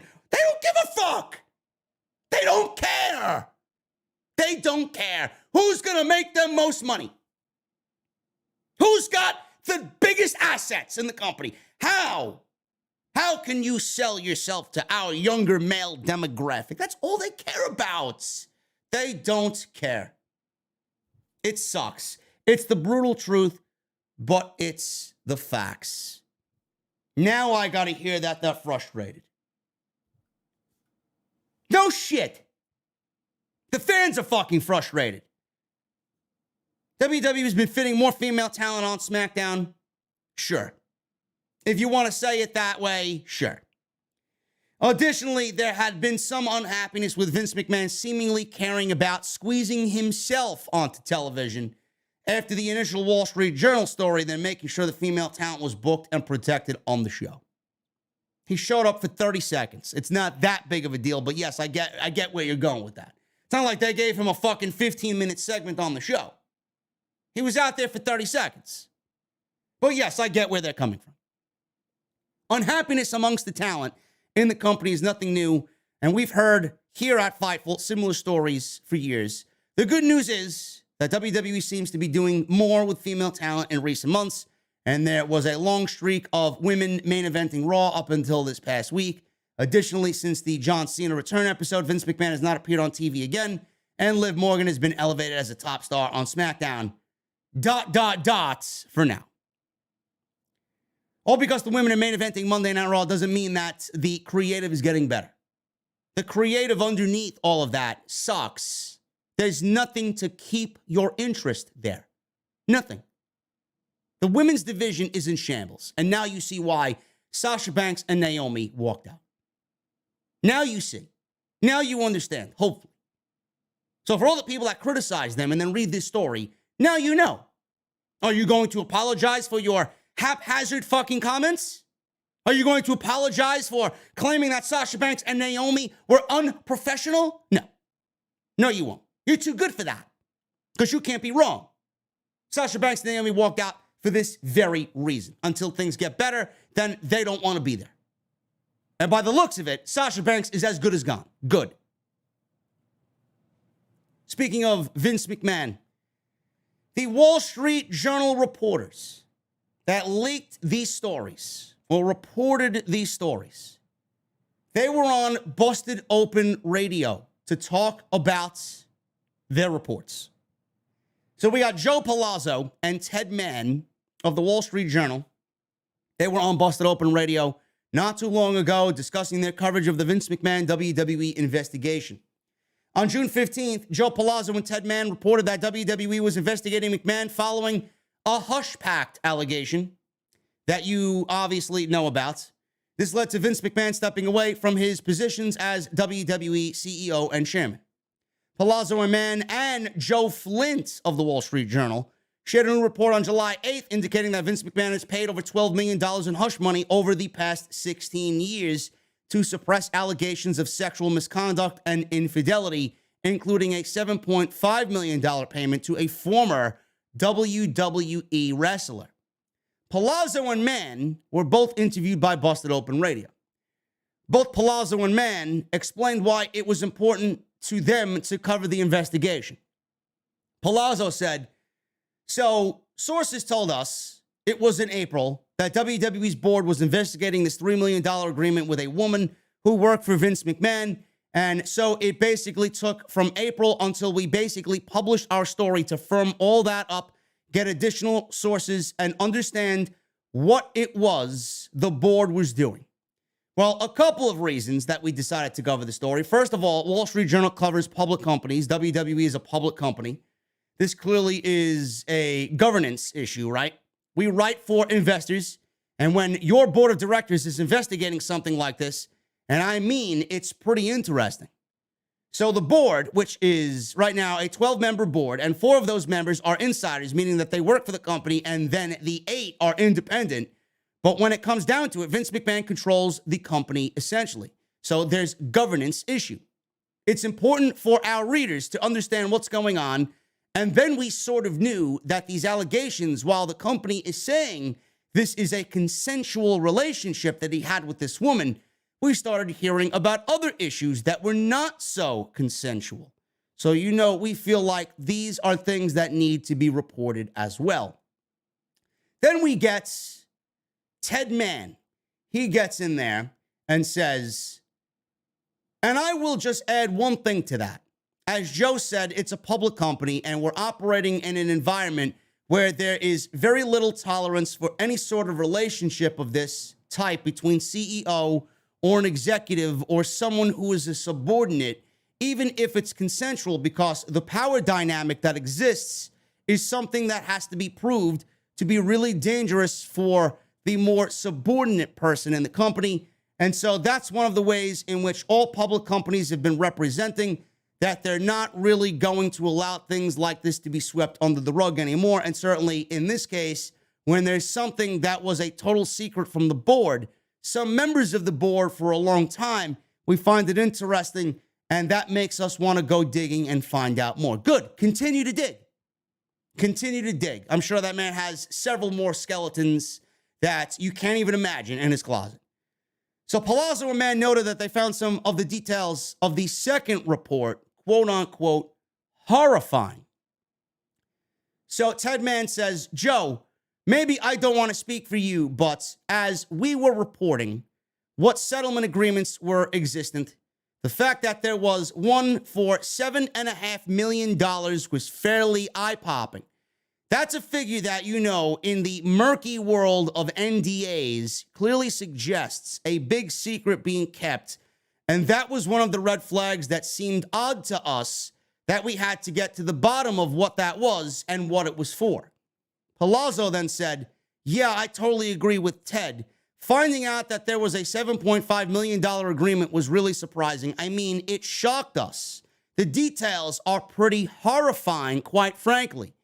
To coerce a sex act to then basically drive someone out of the company because they refused further advances, as this woman has alleged, that's all pretty terrible behavior.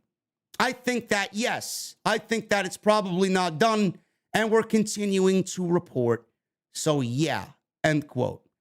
Well, I can just say we don't know of another $7.5 million NDA, if that's what so-and-so and whoever reports. Palazzo responded when asked if similar allegations are going to be covered. All I'm saying is if you're asking that there's something bigger than 7.5, they went on to say no. They don't believe that there's a bigger number than 7.5 million. No, that's not something we have in our back pocket. We sort of left it all out on the field in this story, and there's a couple of things that we didn't really, get to report, but it's there. Mann goes on to finally say, Ted Mann, and sometimes it's a case, as happened in similar scandals where elsewhere, that there are people who have something to share who become a little bit more emboldened to talk about it once some of the first coverage has happened. And we are still working to figure out if there are such people out there. So I find that to be quite interesting, man. The fact that the big thing that I pick up on, that $7.5 million, we were all talking about, Vince McMahon, hush money, $3 million here, $3 million there, $3 million to whoever over, $12 million total over 16 years. That's fine. That's fine. Vince McMahon's a scumbag.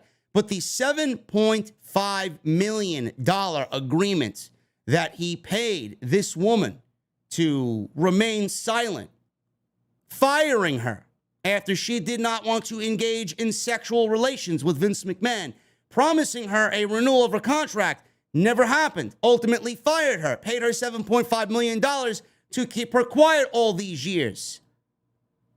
That's something that the board of directors cannot sit there and take lightly. So I'm on Palazzo and Mann's team.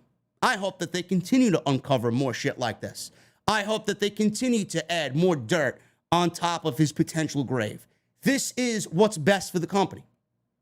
To get him out of that company is the best thing for not only the company, but for the entire fucking fan base of the company. Good. He doesn't give a shit about anything but himself. And now all of this is coming right back to him. Good. I'm glad to see it. And with every story, there will be more stories to come out this week. There will be more stories to come out this week. That's what I read today. They are just waiting for the right time. More stories have been found. The talent even reacted to Vince McMahon's investigation this week by the Wall Street Journal. Meltzer talked a bit about this on Wrestling Observer Live. A new report from the Wall Street Journal has indicated that Vince McMahon has paid over $12 million in hush money. You guys know the deal. Meltzer said, I heard from a couple of talent backstage, a total variety of views. It wasn't like there was one view or anything. It was actually 3 totally different views. One person was saying, you know what you get into when you get into the business. That's what one person told Meltzer. Another person said Vince didn't sell it, and nobody's really talking about it because you don't want to talk about it, because if someone hears you talking about it, then it gets you in trouble, and nobody needs that. One person was concerned in the sense of they felt that it's one thing to pay money if you're trying to hide an affair or something like that. But once it becomes coercion, it once ties into the business and work and demotion and things like that, then it becomes a really concerning issue. I'm sure there are 20 other viewpoints as well. I didn't get a sense at all of a prevailing viewpoint, says Dave Meltzer. So you go from somebody saying, yeah, it's what you get when you get into the business, kind of brushing it off. Like that talent that spoke to Meltzer pretty much said, you know what you're getting into when you get into the wrestling business, and that's the nature of the wrestling business. So he pretty much no-sold it. Then the other person said, don't talk about it. If they hear you talking about it, then you're fucked. So the more concerned take on the entire Vince McMahon story. And then one very concerned person was, when you get into, the business and tying that into business, and it becomes coercion, and then demotion and firing and all that stuff, and you're paying money to keep somebody quiet because of that, then it becomes a really concerning issue. So you go from no selling it to being very straight edge and walking the line, not talking about it, to very worried. Doing what's right and doing what's wrong. So that's what Meltzer said. It's all over the company, and there's nothing anybody can do about it until the board of directors continues and finalizes their investigation. When it ends, I don't know. But it's going to be a talking point throughout the rest of the year. And I can only hope that they can continue to uncover more and more and more and more on Vince McMahon, because I can't wait to see the fall of that man.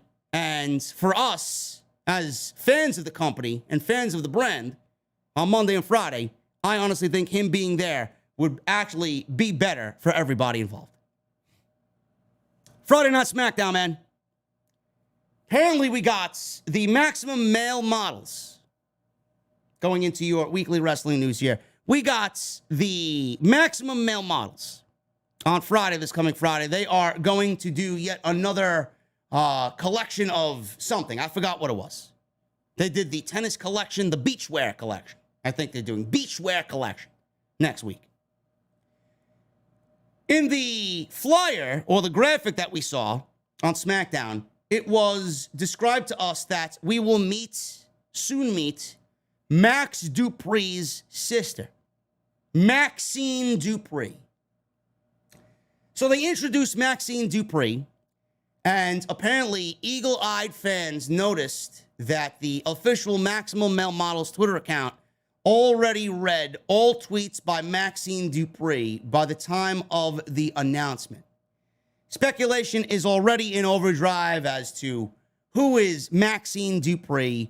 Many fans on Twitter are sharing that they think Maxine Dupri is NXT UK superstar Ginny.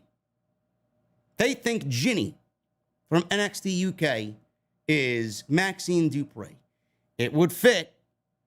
I think that's a very good guess by the sleuths on social media.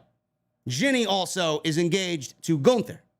So I could see Gunther and his standing in the company now, wanting his future wife to be a part of the brand.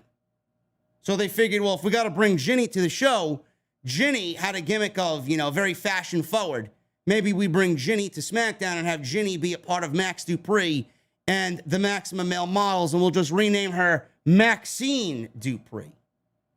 Or maybe Eli Drake and Drag. Who the fuck knows? Knowing Bruce Pritchard, that's exactly what they'll go and do.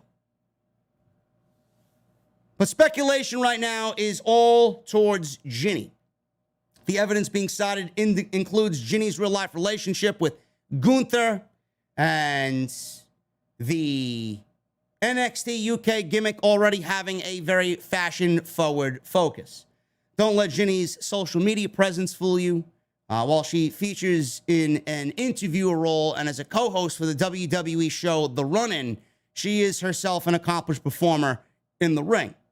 Fans may recall having seen Ginny in the 2018 Mae Young Classic, feuding with Rhea Ripley and then Piper Niven, now Doudrop in NXT UK, or more recently, an NXT UK Women's Championship match against Meiko Satomura, in which she was unsuccessful in winning the championship. Ginny's been off television since late January when she beats Amale via pinfall. I don't watch NXT UK. I have no idea who Tamale is on NXT UK television. I think that's a great guess by the sleuths on social media. Really, I think that's a great guess.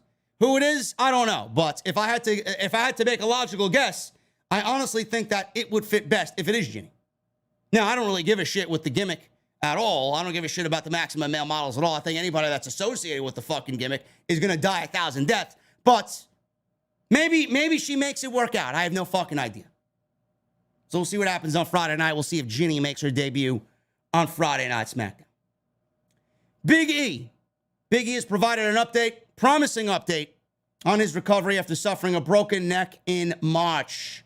He spoke with ESPN. And he noted that he's grateful that doctors have said that he will make a complete recovery. It was noted that he is expected to be out of action for at least a full year from the date of his original injury. The New Day member reflected on his recovery, recalling a doctor previously telling him that his injury could have led to a stroke, paralysis, or even death. It's very sobering to hear that. I think that to be great at something like pro wrestling, or at least be competent, you can't spend all your time worrying about possibly having fatal injuries or breaking your neck. You have to go out there and be free in that moment. I think a lot of us performers don't spend a lot of time thinking about that stuff. I never thought I would be.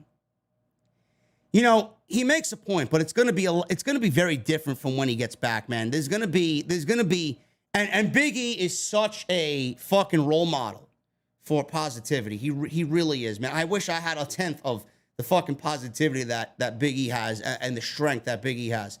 I can't imagine what he's going through, but it's gonna be a very different situation, when you never had anything even remotely close like that happening to you, and then it happens to you. You might not be thinking about it, and like you said, you got to be free in that moment, and you can't worry about that type of thing. But when it happens to you, and then you get back in there, I wonder what his mental state is going to be. I really do. I would assume that now that it's happened to him and he suffered the worst of the worst injuries in pro wrestling, he's going to get back in there and then try and get back on that bike again, all over again, starting from day one. I wonder what his mental state's going to be knowing that he's already been through the worst. Is it going to happen again? What can I do to prevent it happening again? It's crazy. It's really going to be tough. It's going to be tough for him. So he goes on to say, he's thankful for everybody that reached out to him during his recovery. Big E said, honestly, it hasn't been a dark period. I'm so thankful for all the people who checked in on me and reached out, who have concerns. I'm not saying I'm perfect. I'm not saying every day is the greatest ever for me, but I really haven't struggled with that type of stuff. Big E went on to note that he doesn't feel any animosity towards Ridge Holland, confirming that he and Holland have spoken since the incident. I have no issue whatsoever with Rich. He reached out. He said some very kind things. What we do is dangerous, but there are inherent dangers. And to that degree, we all kind of know what we sign up for, and it was unfortunate that it went down that way. But I'm not dead. I'm alive. I'm doing well. He also revealed that Rich Holland sent him a package of red meat as an apology, but Big E doesn't eat red meat. He gave the package to a friend, and he and his family had many nights of great feasts. Big E was also asked by TMZ if he would be content if his wrestling career was over. He responded by saying this, and I quote, "Yeah, I think so. Honestly, my philosophy as a human being is learning to be content with whatever life brings you. I'm so grateful to not be in a wheelchair, but if I was, I would have to adjust to life in a wheelchair. That's just how I'm programmed. If I spent hours or days or weeks kind of mourning where I am in life and not being what I wanted to be, that doesn't serve me." What a role model, man, really. I mean, again, I can't even imagine being in those situations and being positive about the outlook on life. And here he is just, so free of that and free of that worry and being content if his wrestling career was over. If I ended up in a wheelchair, I got to get used to life being in a wheelchair. It's crazy, man. He'll be back. He'll be back. It's going to be very interesting to watch his recovery and watch him get back. And hopefully his mental state is okay, man. Again, like I said, I can't see it being something where he gets back in that ring and he's just ready to go on day one, man. There's got to be some nerves. There's got to be some fear in there. But I wish him nothing but the best, man. WWE could certainly use somebody like Big E back on television, but his health obviously is first and foremost. Bianca Belair. She said, "I didn't feel I was able to live up to the full potential as SmackDown Women's Champion." No shit. No shit. You won the title in April, and they took it off of you in August at SummerSlam in 26 seconds. Of course you didn't get to live up to your full potential. They took it away from you, but you'll never mention that, right?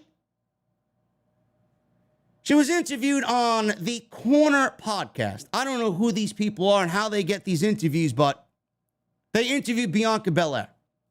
She reflected on her reign as the SmackDown Women's Champion last year. So she says, "No, it's difficult. And I get it's frustrating for me sometimes. Even with my SmackDown title reign, I didn't feel I was able to live up to the full potential of SmackDown Women's Champion with how short the title reign was. And also with my feuds, Bayley getting injured, which I can't wait for Bayley to come back. Carmella having to step in at SummerSlam.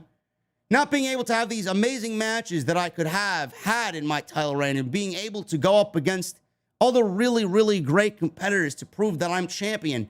And then it get cut short. Fast forward, it's like deja vu. It's happening all over again. My competitors that I'm supposed to have, I'm not having. It's so frustrating. But I try to look at it as I have to adapt, and it's making me a better competitor and making me stay on my toes." WWE fucked Bianca Belair up. That's what they did. That whole title reign was a complete fail. They wasted everything that Sasha Banks and Bianca Belair did at WrestleMania for Becky Lynch at 26 seconds at SummerSlam. That's what they did. Her reign lasted up until SummerSlam. She was supposed to wrestle Sasha Banks. She had to pull out due to not being medically cleared. Nobody knows. COVID maybe, I don't know. Carmella took her place and was defeated. Moments later, Becky Lynch made a surprise return, quickly beat Belair for the title in 26 seconds.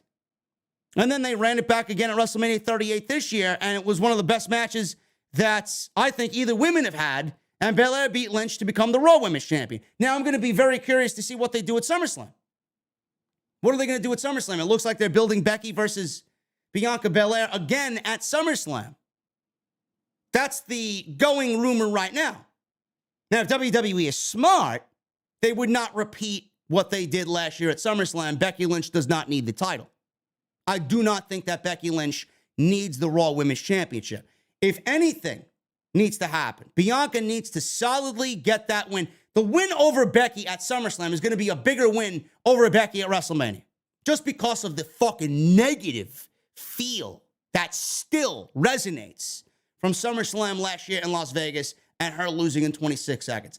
That is my feeling there. The match at SummerSlam with Becky, if it happens, is bigger than the match at WrestleMania. Just because of the 26-second bullshit stunt that WWE pulled.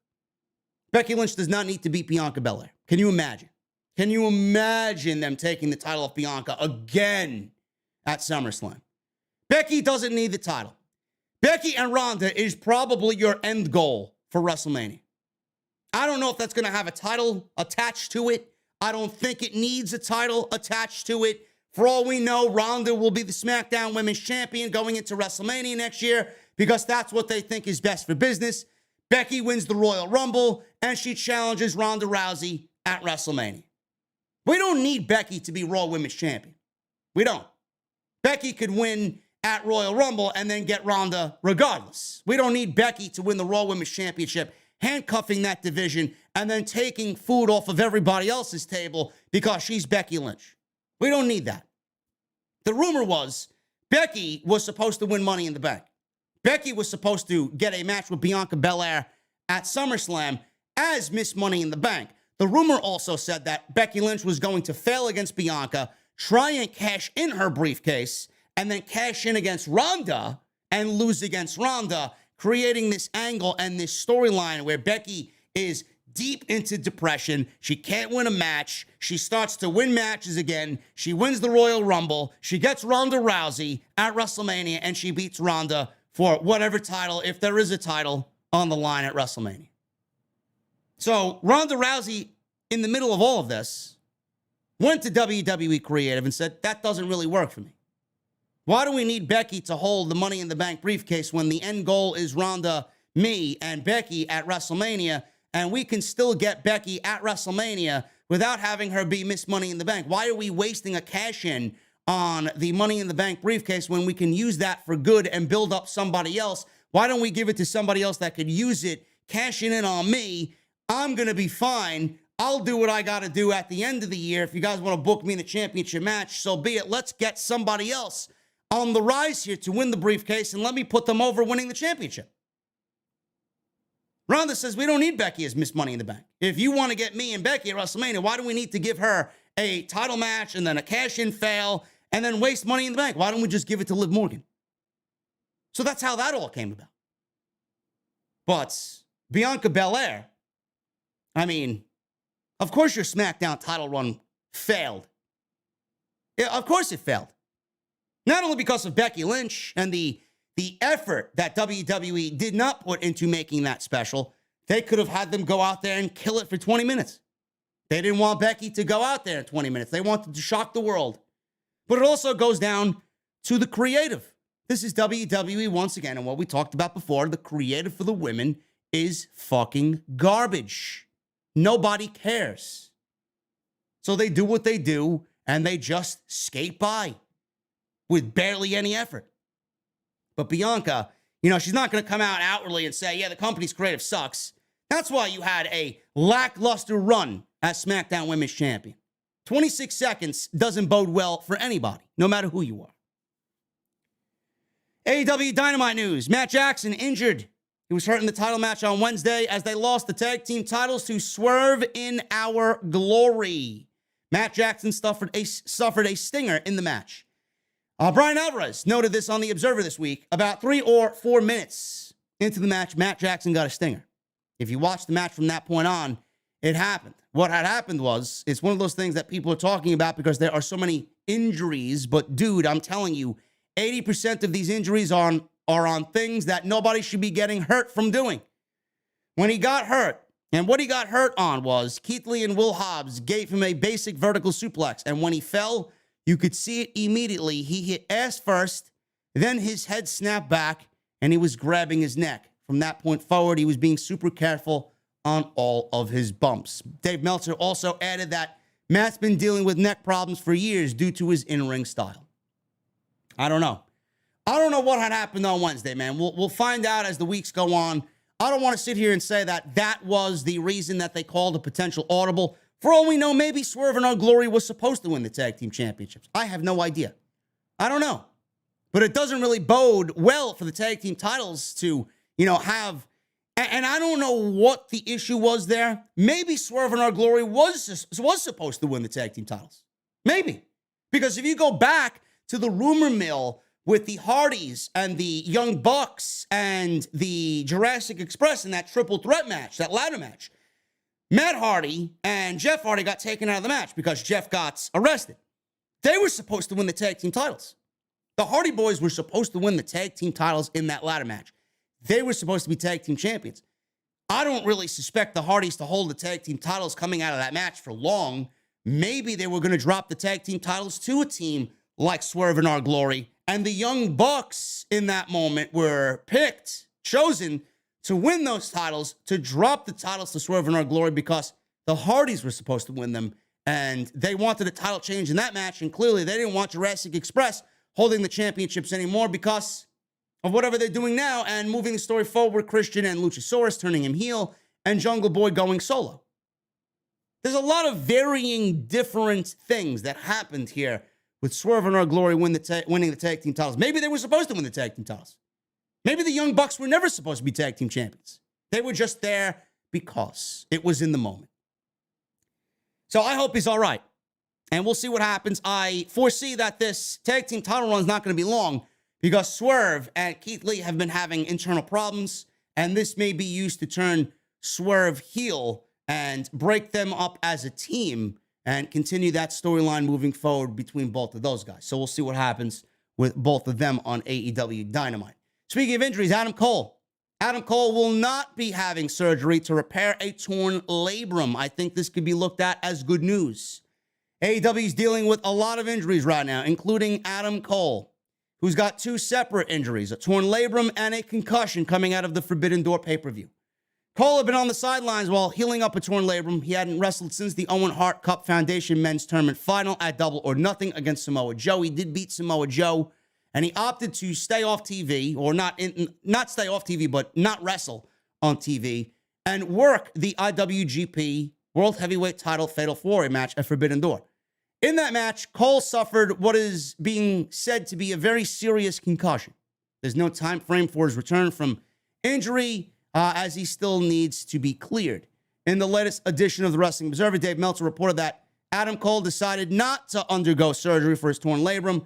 Instead, he's going to do therapy for the time being and is staying optimistic with the therapy. So I wish him nothing but the best, man, to have CM Punk, Bryan Danielson, Adam Cole, Andrade's out with injury now, apparently. Buddy Matthews is out with injury. There's a lot of injuries, man. I know I'm missing a whole plethora of people, but I mean, Punk, Bryan, and Cole, that would cripple any wrestling promotion. But the fact that AEW is still standing tall and hasn't really missed a beat, it goes to show you with what Tony Khan is doing, it's working. So imagine them at full strength. Imagine when they get back all their top talent, how Power MJF is out. He's not even hurt. He's just out selling the angle. How many top guys are out? Imagine when everybody is back at AEW on television, man. Imagine how powerful that they're going to be. So hopefully the therapy works for Adam Cole, man. I miss him. Speaking of AEW, on Wednesday's Dynamite, we got the barbed wire death match between Eddie Kingston and Chris Jericho. Speaking on the Wrestling Observer Radio, Dave Meltzer discussed the crossover with Discovery, who merged with Warner Media earlier this year to become Warner Brothers Discovery. They wanted some kind of Shark Week gimmick match because you can't have live sharks on television. AEW decided that they will have people in shark cages, so they came up with the shark cage idea and the barbed wire stipulation. So we're going to have a bloodbath on TV. Well, they do that anyway, but the shark thing, I guess, is the gimmick having to do with Shark Week. Discovery asked them to do a tie-in, and so they came up with the match to do the tie-in. That's a week, next week, a week from this past Wednesday. That's happening on Wednesday's Dynamite with the barbed wire death match and the shark cage. The JAS will be in the shark cage above the ring. Here, I thought they were going to do a first blood match.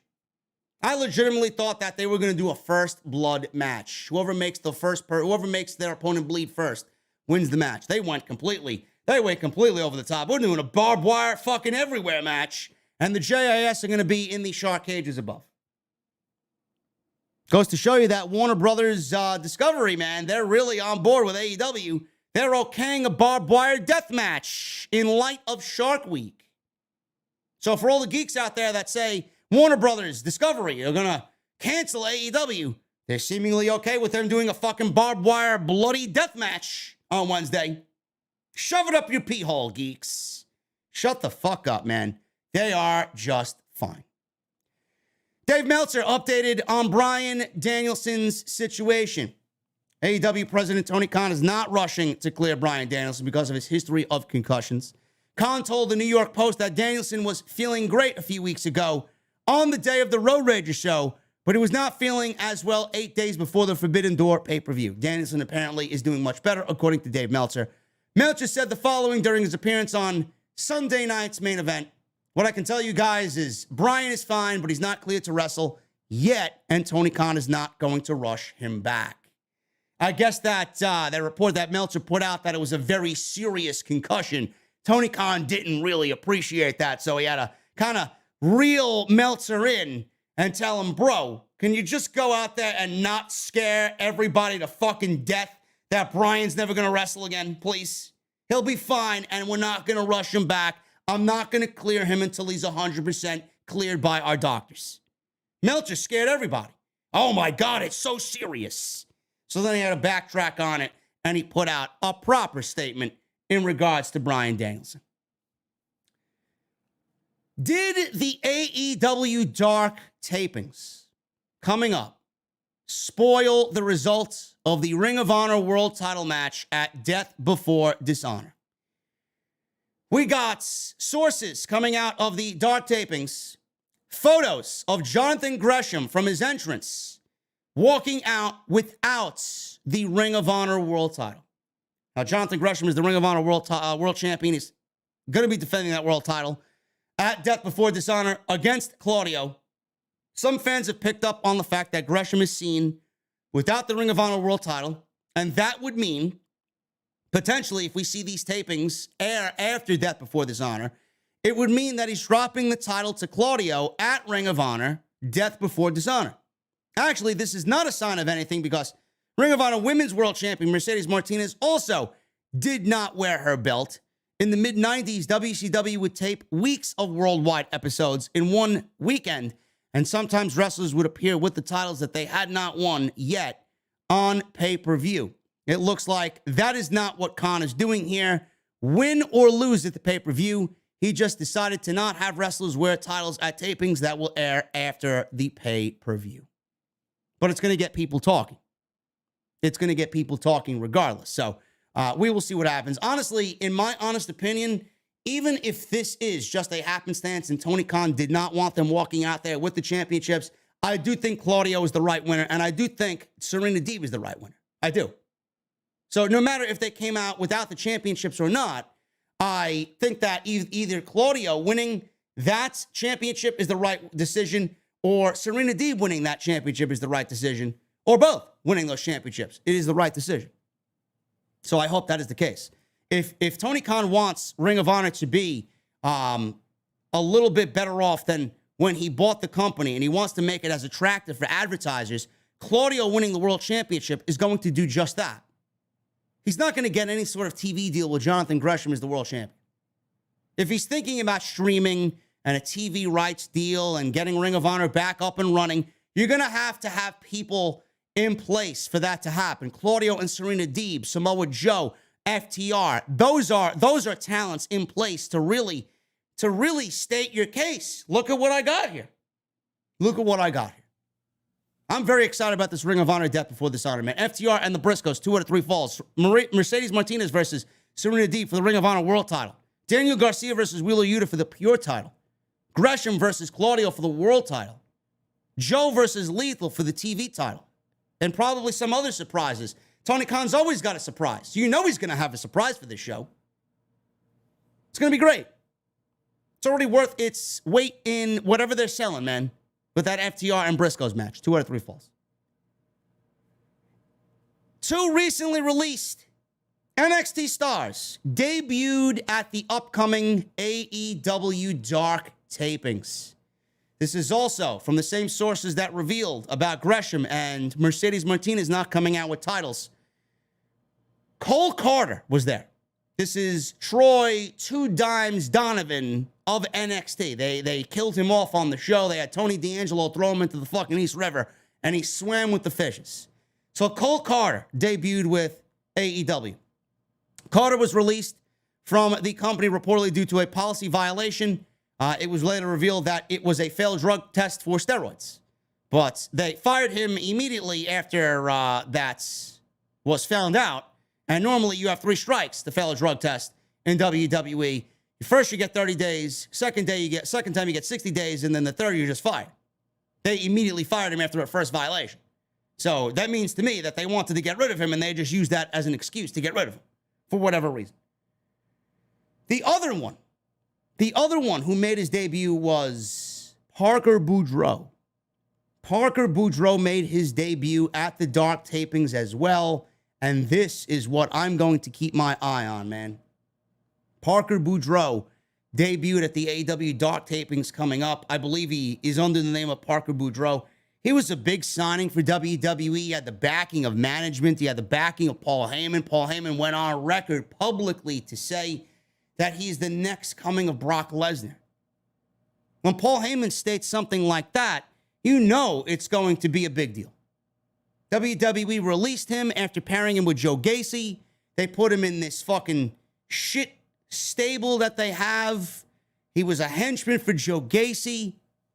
He had 1 match on TV, I believe. Nothing really special about it.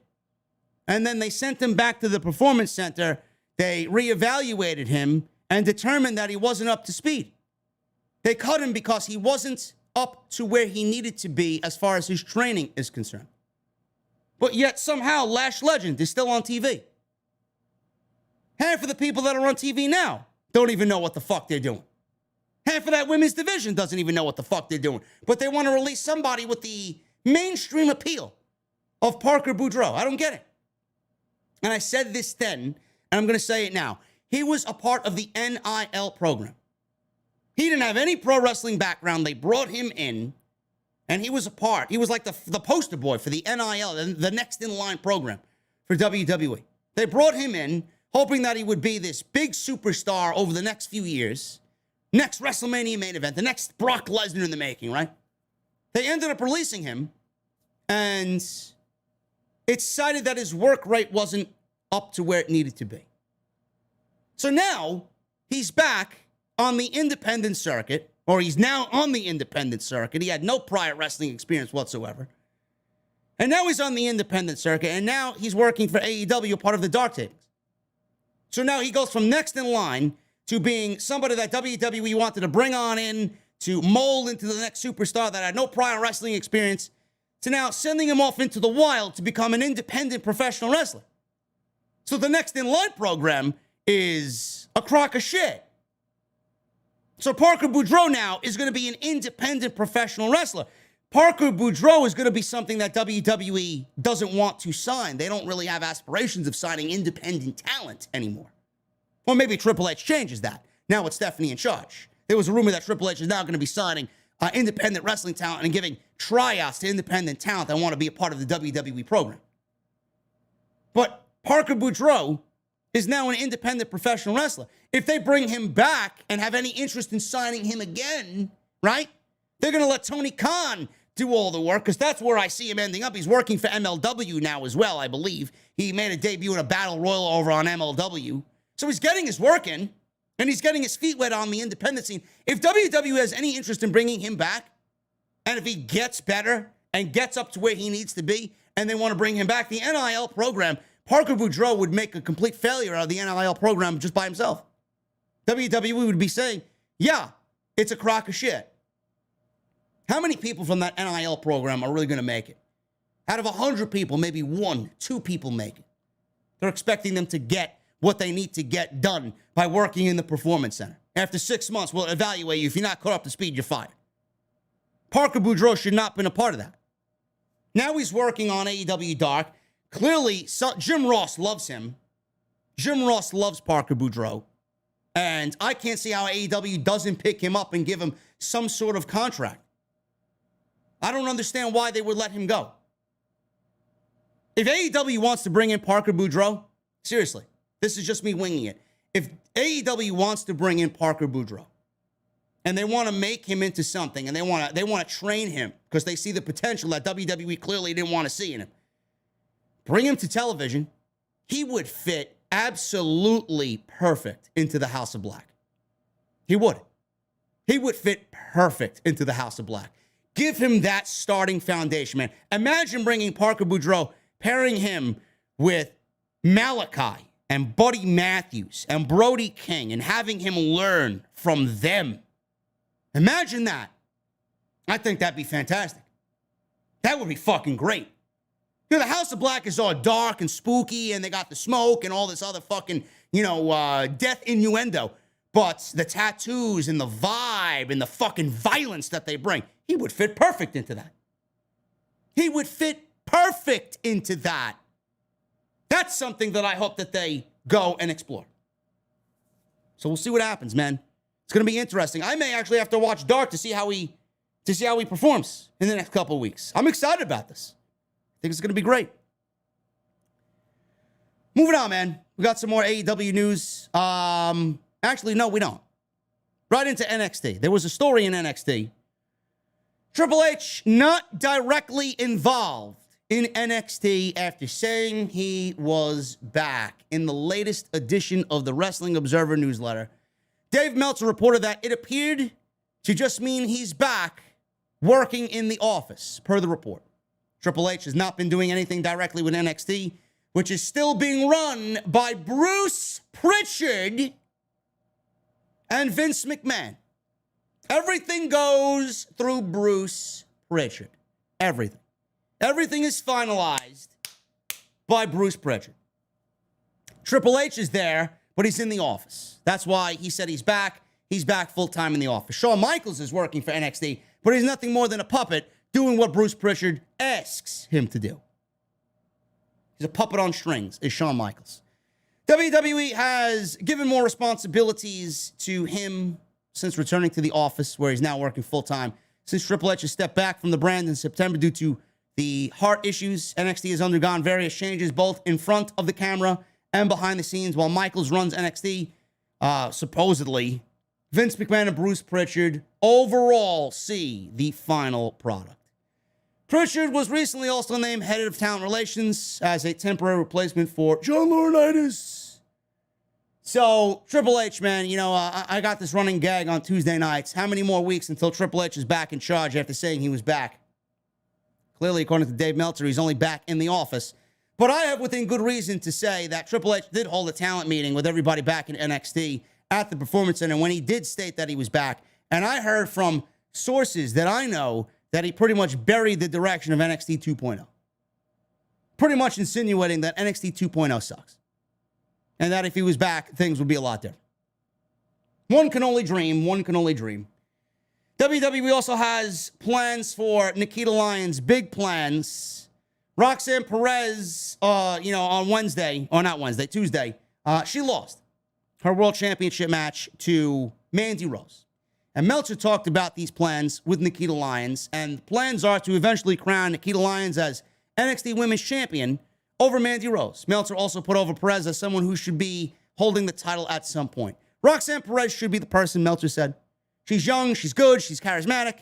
She'd be a good one to win that championship, Meltzer added. I know that there was talk of Nikita Lyons winning, but not for a long time, not right now. So clearly, you could see why Nikita Lyons is liked by WWE management. They feel like her in-ring work is improving. She's very marketable. She's got great social media presence. She's a beautiful woman. So if all of these things eventually come together, then I could see them giving Nikita Lyons absolutely the women's championship. In fact, since Roxanne lost the championship opportunity against Mandy Rose, I could see Nikita Lyons being the next in line to take the title of Mandy Rose before we even end the year. I really do.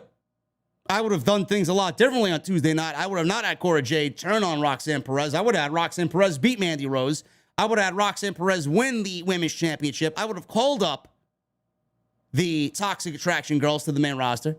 I would have had Roxanne Perez and Cora Jade start to deteriorate over a couple weeks of television and then pull the switch. Then pull the trigger on Cora Jade Silter. They did it, and it didn't make any sense on Tuesday. They just legitimately won the tag team titles on Tuesday last week, and then this week they broke up. Doesn't make any sense. But Nikita Lyons is going to be your next women's champion. No doubt about it. That's my prediction. Nikita Lyons is going to be your next women's champion. Io Shirai. Is she willing to stay in WWE if they offered her a main roster contract? I don't know. I think that's, I don't know if that's a smart decision there, Io. So, There were rumors reporting that she was pretty much gone from WWE. Shirai debunked these rumors because she has to, because she's still employed by the company. She reported, or she took to Twitter to report herself on these reports, and she simply tweeted rumors with a puke emoji. It's what I usually look like during Monday Night Raw. In the latest edition of the Wrestling Observer newsletter, Dave Meltzer reported that those in NXT were aware of the belief that Shirai wanted to return to Japan, and they knew she wanted to go back to Stardom because of the stronger financial backing from Bushiroad, the parent company of New Japan Pro Wrestling. Meltzer noted that those close to the situation and close to Stardom did not indicate she was coming back, although they did believe she would be back in Japan if she wasn't on the main roster. People close to her from Japan said she went to WWE with the goal of making the main roster and believe she would stay with a main roster deal. There's no word yet on if she signed a new deal, but if there is an offer on the table and her current deal hasn't expired yet, that remains to be seen. Shirai has been out of action since April with an injury, last wrestling in a fatal four-way match at Stand and Deliver. Now, this is getting interesting. This is getting interesting, man. Is WWE even going to offer Io Shirai a main roster spot? If they willingly let that, listen, this is all I will say on this, because this is exactly the basis of WWE's effort to the women's division. Io Shirai should be a face of either Raw or SmackDown. Everybody agrees with that. Everybody understands that Io is great. She's great. That woman should be a face of the division. Now, is WWE going to offer a main roster deal? Or are they just willingly going to let the best female wrestler in their entire company walk out of the company? What I want to know. This is going to be all you need to know about WWE's vision of women's professional wrestling. She should be the face of that entire division on Monday and Friday night. She's as good as anybody in the world. Are they going to willingly give her a new deal and want her on the main roster, or are they going to let her walk? After now reports are out that she may stay on the main roster or may stay with the WWE if she's got a spot on the main roster. It's going to be very interesting if they do nothing about it. Why would you let that woman walk? Why would you let that woman walk?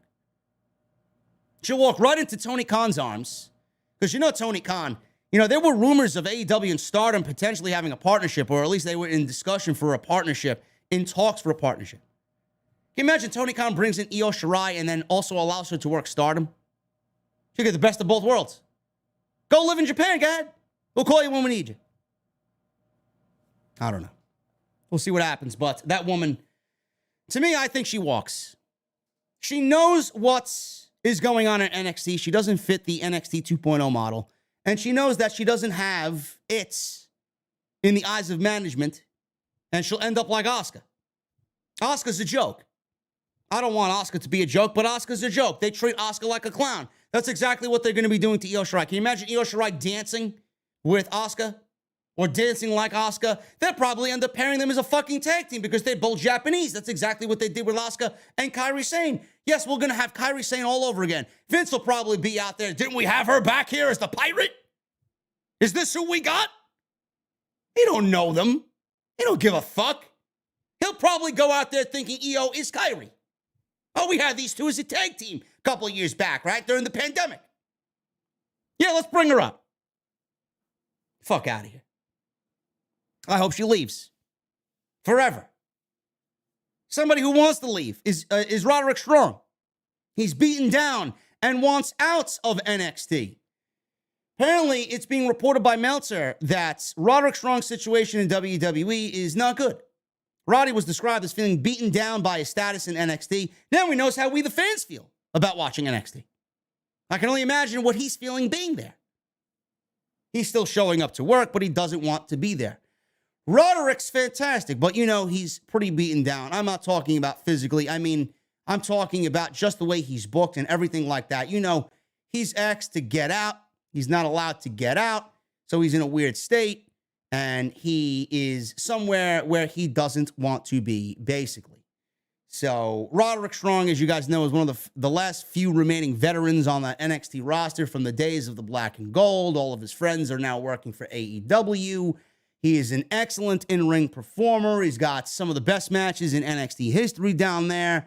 Despite showing up for work every week, he is unhappy about his position in WWE. And in May, he actually asked for his release, and the request was denied. So now he's been stuck in limbo ever since, and I believe he's got over a year left on his remaining contract. Is Roderick Strong unprofessional because he wants out of his contract?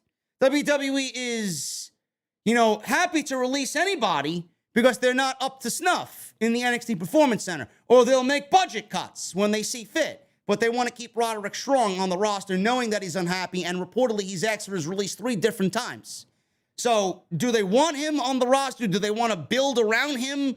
Do they want him to be a vital part of the roster? Or are they just keeping him there to make him unhappy in spite of him?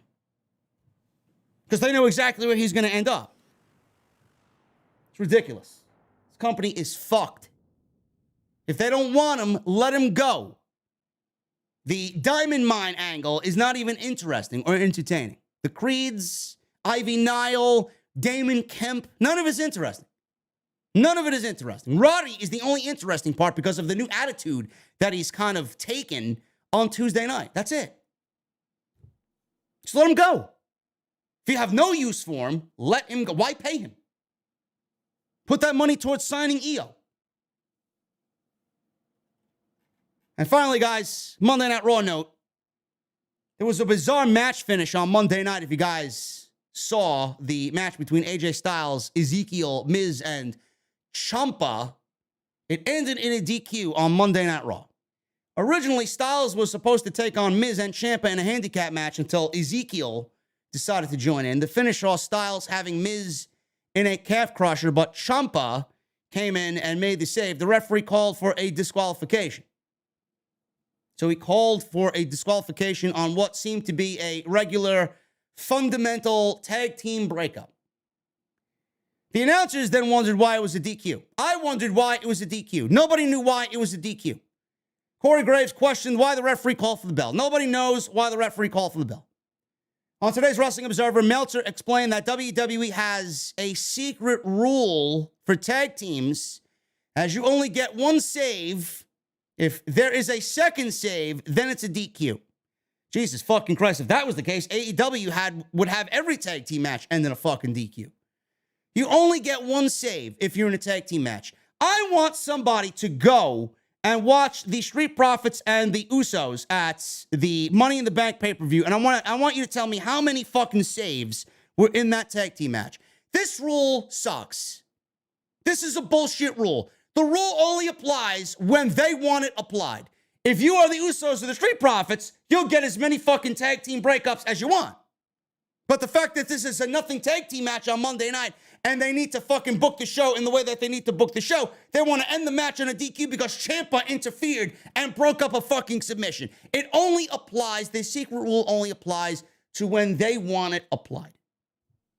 It's bullshit. So this ended in a DQ. This type of save situation happens a lot in tag team matches, and rarely does the referee disqualify someone for it. But in this case, on Raw, it happened. Well, you know why. There's a secret rule, Meltzer says, in these tag team matches in WWE. You only get one save, and this was the second save. So therefore, it's a DQ. The other thing is, there are guys from outside the ring, illegal guys, that do 2-on-1s constantly. It's like the idea that that the illegal man can't do anything physical to the legal man, or it's a DQ. It's ridiculous. WWE, I'm telling you, man, they are something else. They are really, really something else. I didn't know why the match ended when it did, but it's fucking terrible. It really is. It's a joke. Anyway, guys, listen, I got no more news. That's it. We got through everything, man. And we had 2,100 people in the venue on this Sunday night. I appreciate you guys very much, man. Tonight's sponsored by Magic Spoon. MagicSpoon.com. Use code SCRIPT at checkout for your $5 off, man. It's a great deal. Go hit him up. We're going to go over the super chats in just a second, guys. Please, get them on in. Let's keep the ball rolling tonight, man. Get them on in. I got my cold beverage ready to go. Follow me on social media at JDfromNY206. That's Twitter and Instagram. Hit that subscribe button down below. Turn on the bell for notifications. Also, social media, man, make sure you guys follow me on TikTok. I'm going to be a little bit more active on TikTok. Uploading clips from the show, upsetting people greatly on TikTok because they don't understand the greatness of this podcast. So go follow me on TikTok, man. Everything you need for social media is linked down below. Hit that subscribe button. Turn on the bell for notifications. We are over 1,100 likes, man. On our way to 1,200 likes. Thank you guys very much. Appreciate you very, very much. Next time you see me live will be tomorrow night for Monday Night Raw. We'll be live back in the Beer Garden talking about tomorrow's Monday Night Raw as we are on our way to SummerSlam. And also, make sure you guys go check out all the other videos that you might have missed on the channel, man. Tons of it. Also, if you guys just want the audio portions of everything, I am officially partnered with Blue Wire Podcast. We are on Blue Wire, Spotify, iTunes, Podbean, iHeartRadio, and all other major audio platforms. Let's start at the top, man. Joseph Taylor, $2 super chat. Better legacy, Kenny Omega or Roman Reigns? Seems like Joseph Taylor was in the bar early for happy hour, man. Drinking his sorrows away with that type of question. Roman Reigns, Joseph. Roman Reigns. Nate TV with a $9.99 super chat. JD from NY 206 is the best in this beer garden, in that venue, even on that commentary. No one can touch JD. Thank you, Nate TV. I appreciate you, man. House of Glory just announced Jacob Fatu versus Brody King for the now 2-year vacant HOG World title. It's going to be one hell of a match, man. High intensity, August 28th, live on Fight TV. If you can't be there in person, Jacob Fatu versus Brody King, man. Let us enjoy the carnage that will be. Elite Soldier with a $5 super chat, chilling with the OTS family in the beer garden with my ice cold Dr. Pepper. I like me some Dr. Pepper, man. I'm not a big soda drinker. I've pretty much given up soda. I've given up soda for like the last 15 years or so. But I think Dr. Pepper is one of the better ones out there. Especially Dr. Pepper Vanilla or what are the other flavors of Dr. Pepper they got.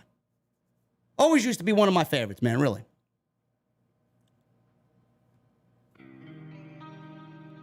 Thank you, Elite Soldier. Thank you, Nate TV, for your generosity here in the OTS Beer Garden. We got Lost Star DB with a $2 super chat. I'm never live for an OTS. Glad to be here tonight. Glad to have you, Lost Star. Thank you for the generosity, brother.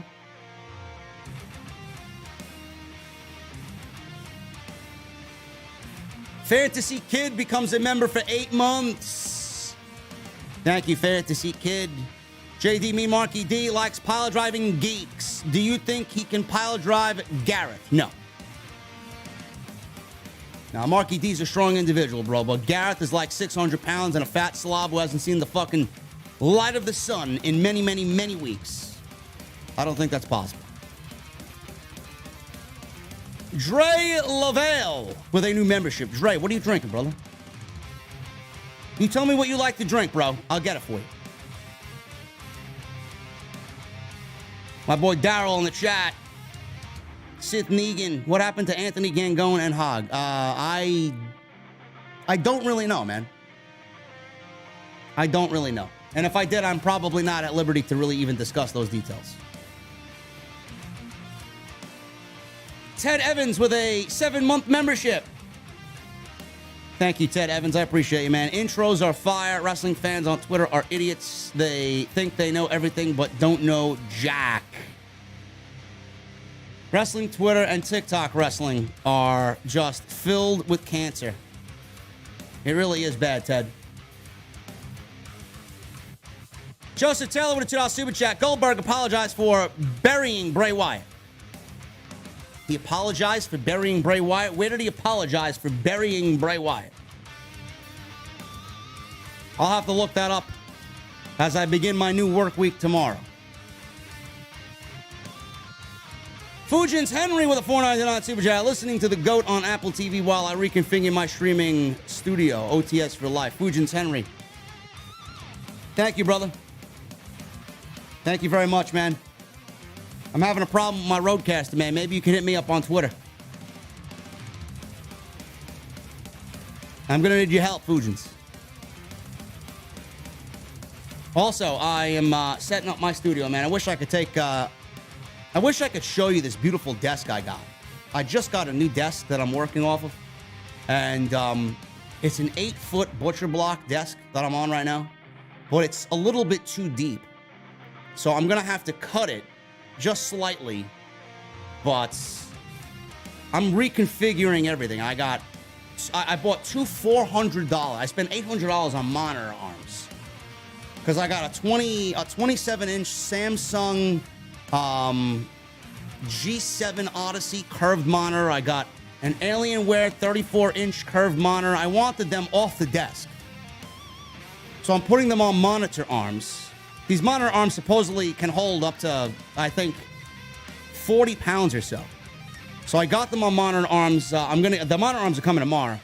I'm going to get them on monitor arms. I'm going to cut the desk this next weekend. My PC is going to be on the desk. I'm going to get another Elgato light. So I'm going to have key lights on one corner, in the middle, and then on the other corner. And then when it's done, hopefully I'll take some pictures for you guys, man. Maybe I'll fucking vlog in the office once I get everything situated in here.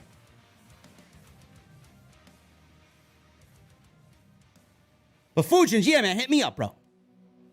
I'm having a little issue with my input 1 on my Rodecaster Pro 2. Justin Turner with a not a new membership, 5-month membership. Thank you, Justin Turner. I appreciate you, bro. What are you drinking tonight, bro?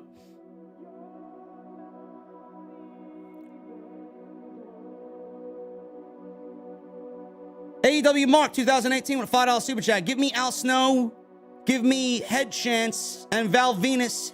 Hello, ladies. Also, Parker Boudreaux made his AEW debut yesterday at the Dark Tapings. Also, 2 dimes. We covered that, bro. We covered that tonight.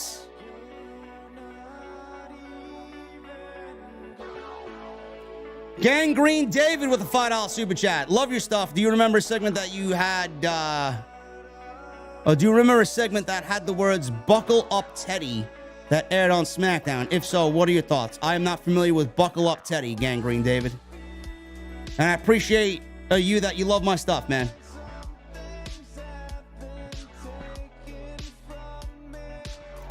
Jerry Ramey with a $20 super chat. Big E is handling this as great as he could. When I had my health scare last year, every beat of my heart scared me, and it rented space in my head. Looking forward and pulled through like Big E. It's the only way to not lose it. Yeah, man, Jerry, I could pretty much foresee myself going through the same thing, man. You know, if I had a health scare, especially with something like that, as serious as that, I'd be the same way, bro. Thank you for the 20, man. Appreciate you. DJ from Florida, 310. $5 super chat. Hey, JD, great show tonight. Just ordered my Magic Spoon cereal. So many great flavors. Thanks for the discount, bro. Listen, bro, you enjoy that Magic Spoon. You enjoy that Magic Spoon, man. Speaking of Florida, I'm going to be in Key West this coming winter, man. I'm going to Key West in January. I've made a promise to myself to get out of New York where it's fucking miserable and cold and spend at least a week in the 80-degree weather. And I'm going to Dublin. My first trip overseas ever, man. I'm going to Dublin in October. If I get enough feedback, I'd love to see if I could do a meet and greet in Dublin. Love to see how many people I could grab for a meet and greet in Dublin, man. Drinking an ice-cold Guinness in Dublin. for the first time ever, man. Jeremy 2006 with an 11-month membership. I think WWE will fuck up and let Io go. They don't deserve her. I agree, Jeremy. I don't think Io is really going to stay. I don't think she wants to be there. But thank you for the 11 months. I appreciate you, bro. We got Issa in the OTS venue with a 13-month membership. I love the Beer Garden, but I'm drunk, stuck on the Ferris wheel. Someone come save me. Great show as always. Thank you, Issa. We love you. We love you, Issa. The Ferris wheel, listen, I wouldn't be caught dead on a Ferris wheel. I'm afraid of heights. It takes every fiber of my fucking soul to even get on an airplane and fly.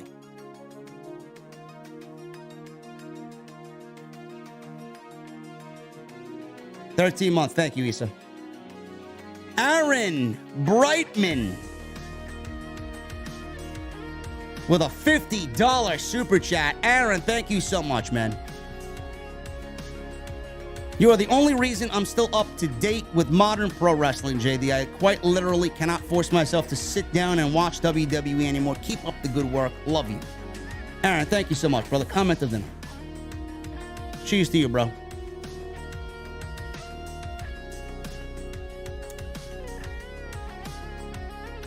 Fun fact, the Ferris wheel in the background is inspired by the Atlantic City Ferris wheel. If you guys go look, or if you're from New Jersey, or if you're from the tri-state area and have ventured down to Atlantic City, the Ferris wheel in the background is inspired by the Steel Pier Ferris wheel on the Atlantic City Boardwalk. Because I also have a place in Atlantic City that I love very much. I'll be there on Tuesday. Supposed to be hanging out with my brother on Tuesday. Just a fun fact for you guys. Thank you, Aaron, for the 50 in super chat, brother. Appreciate you. Nate with a $1.99 super chat. Can I get a homage before Raw? He wants me to do an homage. I'm gonna have to shut the music off. Nate wants me to do an homage before Monday Night Raw. Come on, Nate. Come on, Nate. You really want the homage? I'll give you the homage.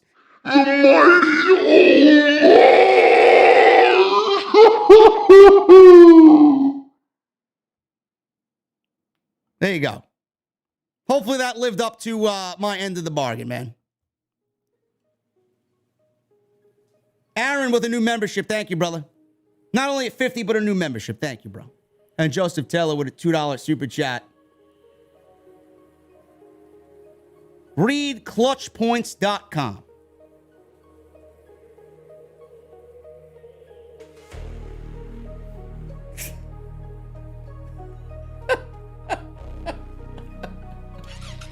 You guys are fucking crazy, man. I swear to God. You guys are fucking crazy, man. Now you know why I'm blocked on social media, bro. Now you know why I'm blocked by Omas. Oh my goodness. Oh my goodness, man. My precious. My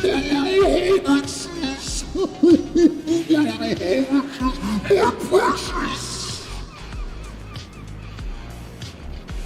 Come on, man. Come on, bro. Oh. Listen, man, I appreciate you all. I really do. Once again, shout out to Jesse and his wife, Kristen. Happy birthday to her. Jesse, I'll see you on Wednesday, man. Enjoy yourself tonight. Make sure you guys follow me on social media, man. At JDfromNY206. That's Twitter, Instagram, TikTok, Cameo. Go hit me up, man. You guys know where to find me on social media. Also, hit that subscribe button down below. Turn on the bell for all notifications. Thank you for the super chats tonight, guys. Thank you for the new memberships. Thank you for all the likes. We got 1,200, over 1,200. You guys are awesome. All the other videos that you might have missed on the channel, man, we got a ton of it. And more extras coming this week. I'll keep you guys up to date on everything. I'm loving the format that we got going on right now. Up to date news during the week. Sit down, chill in the beer garden on Sunday. Love it. And next time you see me on Monday, I'll be live for Monday Night Raw. Until then, guys, once again, thank you. I need 2 things from you. Also, Magic Spoon. Go get your Magic Spoon, man. MagicSpoon.com, code SCRIPTS at checkout. I need those guitar emojis in the chat. Those Mustang emojis from my VIPs, and I need that music on Max. Guys, I'll see you live for Monday Night Raw right here on OTS. See you guys later.